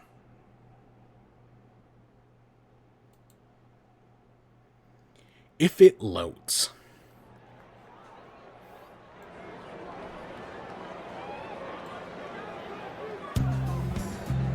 Moseying our way through the Marble League 2025 gets us to this point, the relay race. Across 5 meters, 4 marbles having to work together to achieve a common I want to say we did okay on this during the qualifiers. To do it first, they will have to advance out of their I think we did okay during the qualifiers. Doing that. I don't remember. Everybody. I'm Greg Woods. It's been a few weeks now. Poker now. Game where I got cleaned out by several of these teams. Who knew that aces and eights is not a good hand? God. So, if you don't know, in the real Olympics, they have to give out a bunch of condoms, because when you get a bunch of professional athletes together, they go to fuck city. And that's why whenever you hear about the Olympics having like these weird beds, the whole reason they make like cardboard beds is to try to discourage athletes from fucking. And it never works. It literally never works. Shout out to Brian. Because, you know, these are professional athletes. They'll do it standing up. They don't care. It's a great last couple of handoffs, but look at the anchor leg for the that almost... Wow, the Green Ducks had a good lead, and they almost completely blew it. Luckily, they still made top 2, but wow. Each of the top 2 do advance. Mallard, the captain, 6 thousandths behind. O'Rangers and Pinkies do not advance. Shout out to Diana Vietti as we get ready in this one. Momo, Speeders, Galactic, and Racers. Speeders up on the top lane. They've won this event multiple times over the years. And they look to try to do it again. 5 times they have won the gold in the 5-meter relay. Oh, wow. New record. And, of course, the one time I tried to put on the shirt, I wasn't paying attention. Fuck. The limers there. We're out already. That sucks. That sucks, but there's nothing wrong with being beaten by the best. For Paul, they weren't the best. Beaten by the best. Chaos. Snowballs in the top lane. Here's Mellow Yellow resurgent after the first couple of handoffs. Will it hold? Wow, the Snowballs came back there really strong. Run to the line and win it. Once again, the anchor proving the difference. And another team that used their captain for that final handoff. It was Snowy bringing it across the line in front of the captain of Mellow Yellow. Yellow also advances. Blackjacks, Oceanics, Bumblebees, and the Midnight Wisps. Midnight Wisps looking good on that first handoff. It's all Bumblebees. Now it's evened up. Bumblebees try to fight through and do. They will move on along with the Oceanics.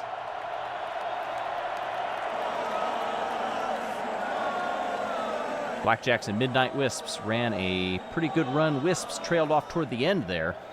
Fairly even, at least among the top three. God, so by times, there is 13th was not 9th good. 16th.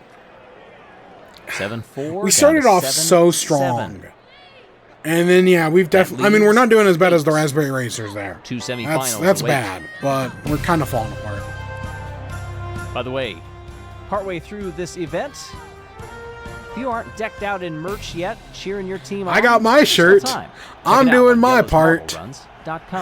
I still think it would be very funny to just turn myself into a marble. Check us out on Patreon. I have totally thought about it. For the semifinal, I have 100% thought of just turning myself into a marble. Momo with the lead. But I don't know. I mean, I definitely get more use out of it than this fucking Superman thing, which I'm going to use one more time and then not again for like a year. Momo gets at least me as a marble, I get more use out of. 6 milliseconds ahead of the Cobalts. Just a 10th separating the I'm top so glad three. I did the Superman thing. And Oceanics come just short. Green Ducks, Bumblebees, Mellow Yellow, and the Savage Speeders in semifinal 2. Green Ducks lost out big. Speeders, here they come. That's a big fumble from the Green Ducks. That will go to Mellow Yellow, but they will make it to the final once again. Savage Speeders always seem to be inevitable in this event. 34 thousandths between them. They won this in 16, 17, 20, 21, and 22. 5th through 8th are set.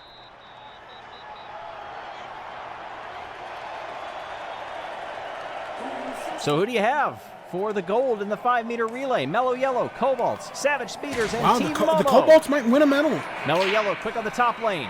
Momo trying to move up into second place. Not there yet. Speeders are well behind. Yeah, Mellow that's a Yellow silver for the Cobalts. Will go wire to wire and win gold in 5-meter relay. Savage Speeders. Once again, Captain Yellow doing work on the anchor leg. Almost 7 Let's see if they say it. I want to say and that's a 2/10 victory. That's the over Cobalts' first medal in 9 Momo years. Get the bronze. We'll see if they say it, but I think that's the Cobalts. Shout out to the Fussmans. Memphis Blue just married. In second, the Cobalts, and in first place, Mellow Yellow. A fantastic showing for all teams. It really was. Mellow Yellow looking very strong when they needed it. Speeders might have expended too much too early. How about the Cobalts? That is their first main Marble League medal since 2016. Yep, counting, but that was exactly their first medal in 9 years. Days ago. That's wild. But hey, this is supposed to be the Cobalts' year. Yellow and a gold medal, silver to the Cobalts, bronze for Momo. The Speeders, multiple champions in this event, come just short. That'll help them. I know they're pretty low down on the standings. What does this do to our overall standings? Okay, they're actually up a bit. Yeah, they're at 10th Oceanics now that helped them out a lot. 7 over the Wisps. That dropped us Raspberry 2 places. Still We're down holding in 8th. 3rd. Look at Mellow Yellow jumping 5 spots. Cobalts up 4 as well. Blackjacks and Pinkies trending downward. Oceanics still up there at the top. Wait, I just saw it there. Blackjacks and Pinkies. I didn't click it quick enough. Alright, we got one more.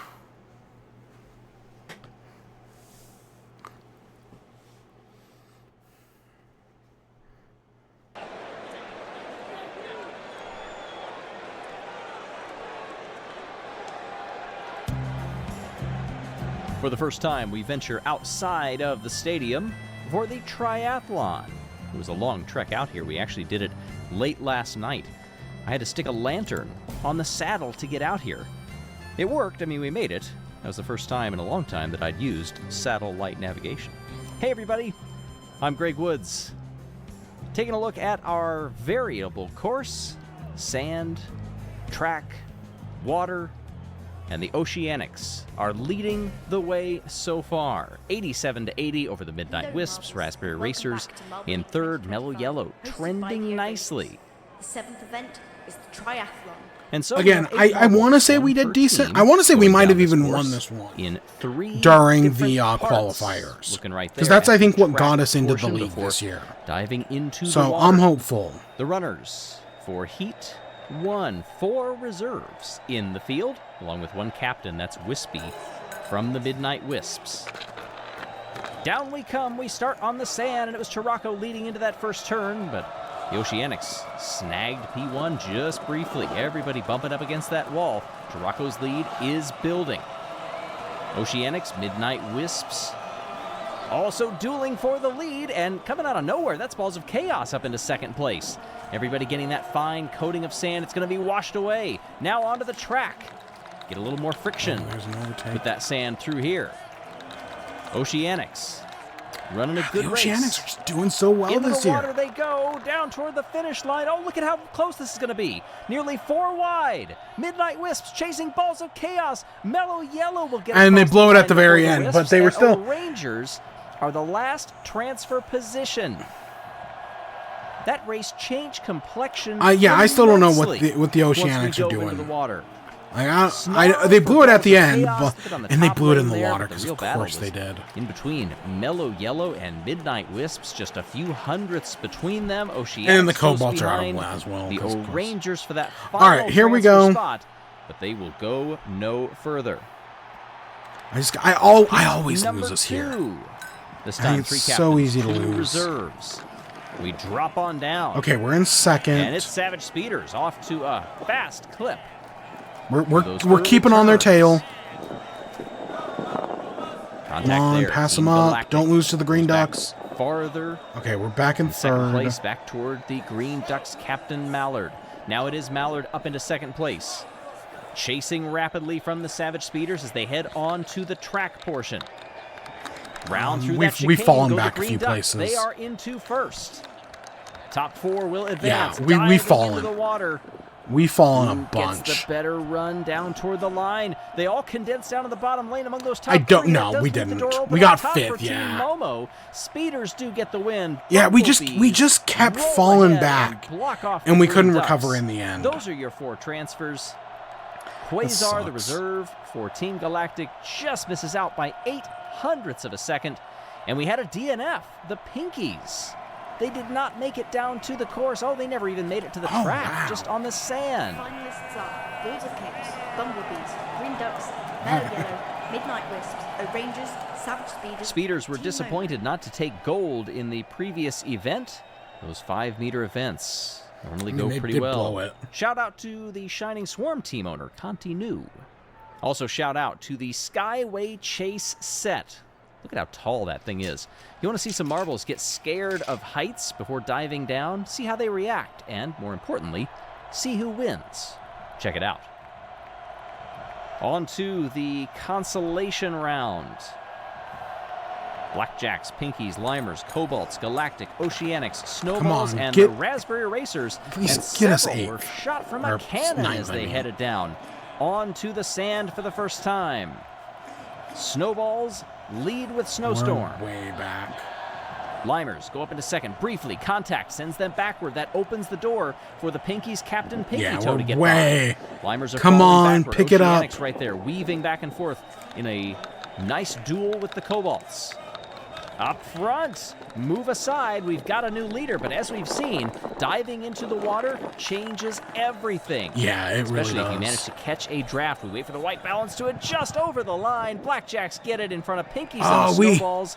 Then a bit of a gap back. We took it so bad in the water. Raspberry Racers and Team we were just so slow there at the end. Door wasn't even open on that overtake for the Blackjacks, but Diamond decided they would open it themselves. That sucks. 16th goes to the Oceanics as we are now ready for the final. 3 captains, 3 reserves. Who are the favorites? And is your team one of them?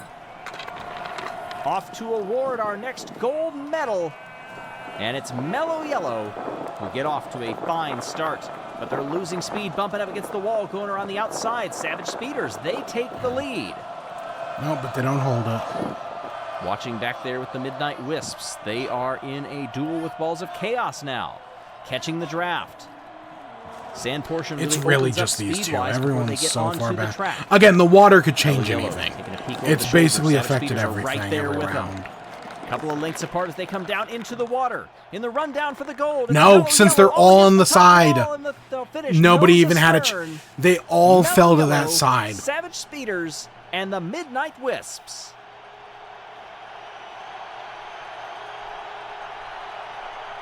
Once they went into the water, they were locked together. Nobody could make the move. Nope. Because they realized the draft is the best way to pick up speed. But Mellow Yellow's Yeller That's was back to just back for too Mellow fast. Yellow. That's huge Shout out for to them. Logan Varnell, the Rangers' biggest fan. Message says, we're proud Time of to you, announce dude. the medal winners. The bronze goes to Midnight Wisps. The silver Mellow to the Yellow Savage gets the Speeders, gold. and the gold goes And to stands Mellow atop the Yellow. podium next to Congratulations Savage to these Speeders teams. and the Midnight See you at the Wisps. next event. I want to say the Mellow Yellow is now like... I want to say they're like the second team now We said Mellow to Yellow have was 10 trending well. golds. They jumped up 5 spots. Maybe they're the third after team to the have last 10 event. golds. Into 5th place. That sounds Speeders right in were my down head. in I want to ninth. say it's Where will they go them, from here? the Savage As we give a Speeders, shout out to maybe Crazy the Cat's Eyes, Rangers. Board Games, Bricks Hobbies. Team owners for the Cats. In the triathlon, which is meant to That give just you dropped us down a bunch of places. well-rounded marble. Not literally. Are we of ahead? course. I think we're still above the We Cobalts, see though, Mellow maybe? Yellow stand atop, but it's Midnight Wisps. Yeah, okay, we're in still above the overall Cobalts, standings, and but we Mellow dropped Yellow another have 2 now places. maneuvered into the podium Midnight position in Wisps are up third. front, wow. Speeders are up 3, Momo up 3 as well. Snowball's down 3. Coming up next, it's The Bocce. Addicts got nothing, and they're still second. Wow.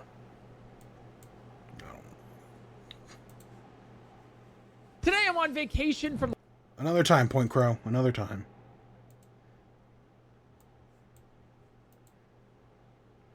I don't know why everything's so laggy. Outdoor Trail. And next is... Oh yeah, it was... What was it? It was some type of... We looked that up last time. Bossy. Which I'm definitely pronouncing wrong.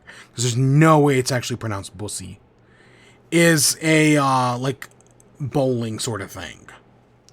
So that takes us to the end of the show. We'll be back tomorrow for Animal Crossing. That is for sure.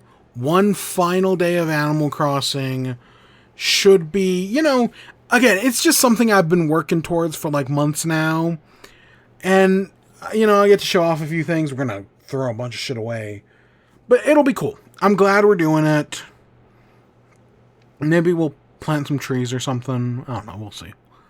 And then, yeah, I think that's it. You know, we'll be back next week. Hopefully I'll have seen The Naked Gun and other stuff. But, I mean, I'm out of TV shows. Now that I'm caught up on Rick and Morty, it's like, what else is there to watch? I'm sure there's plenty of great stuff, but you know what I mean.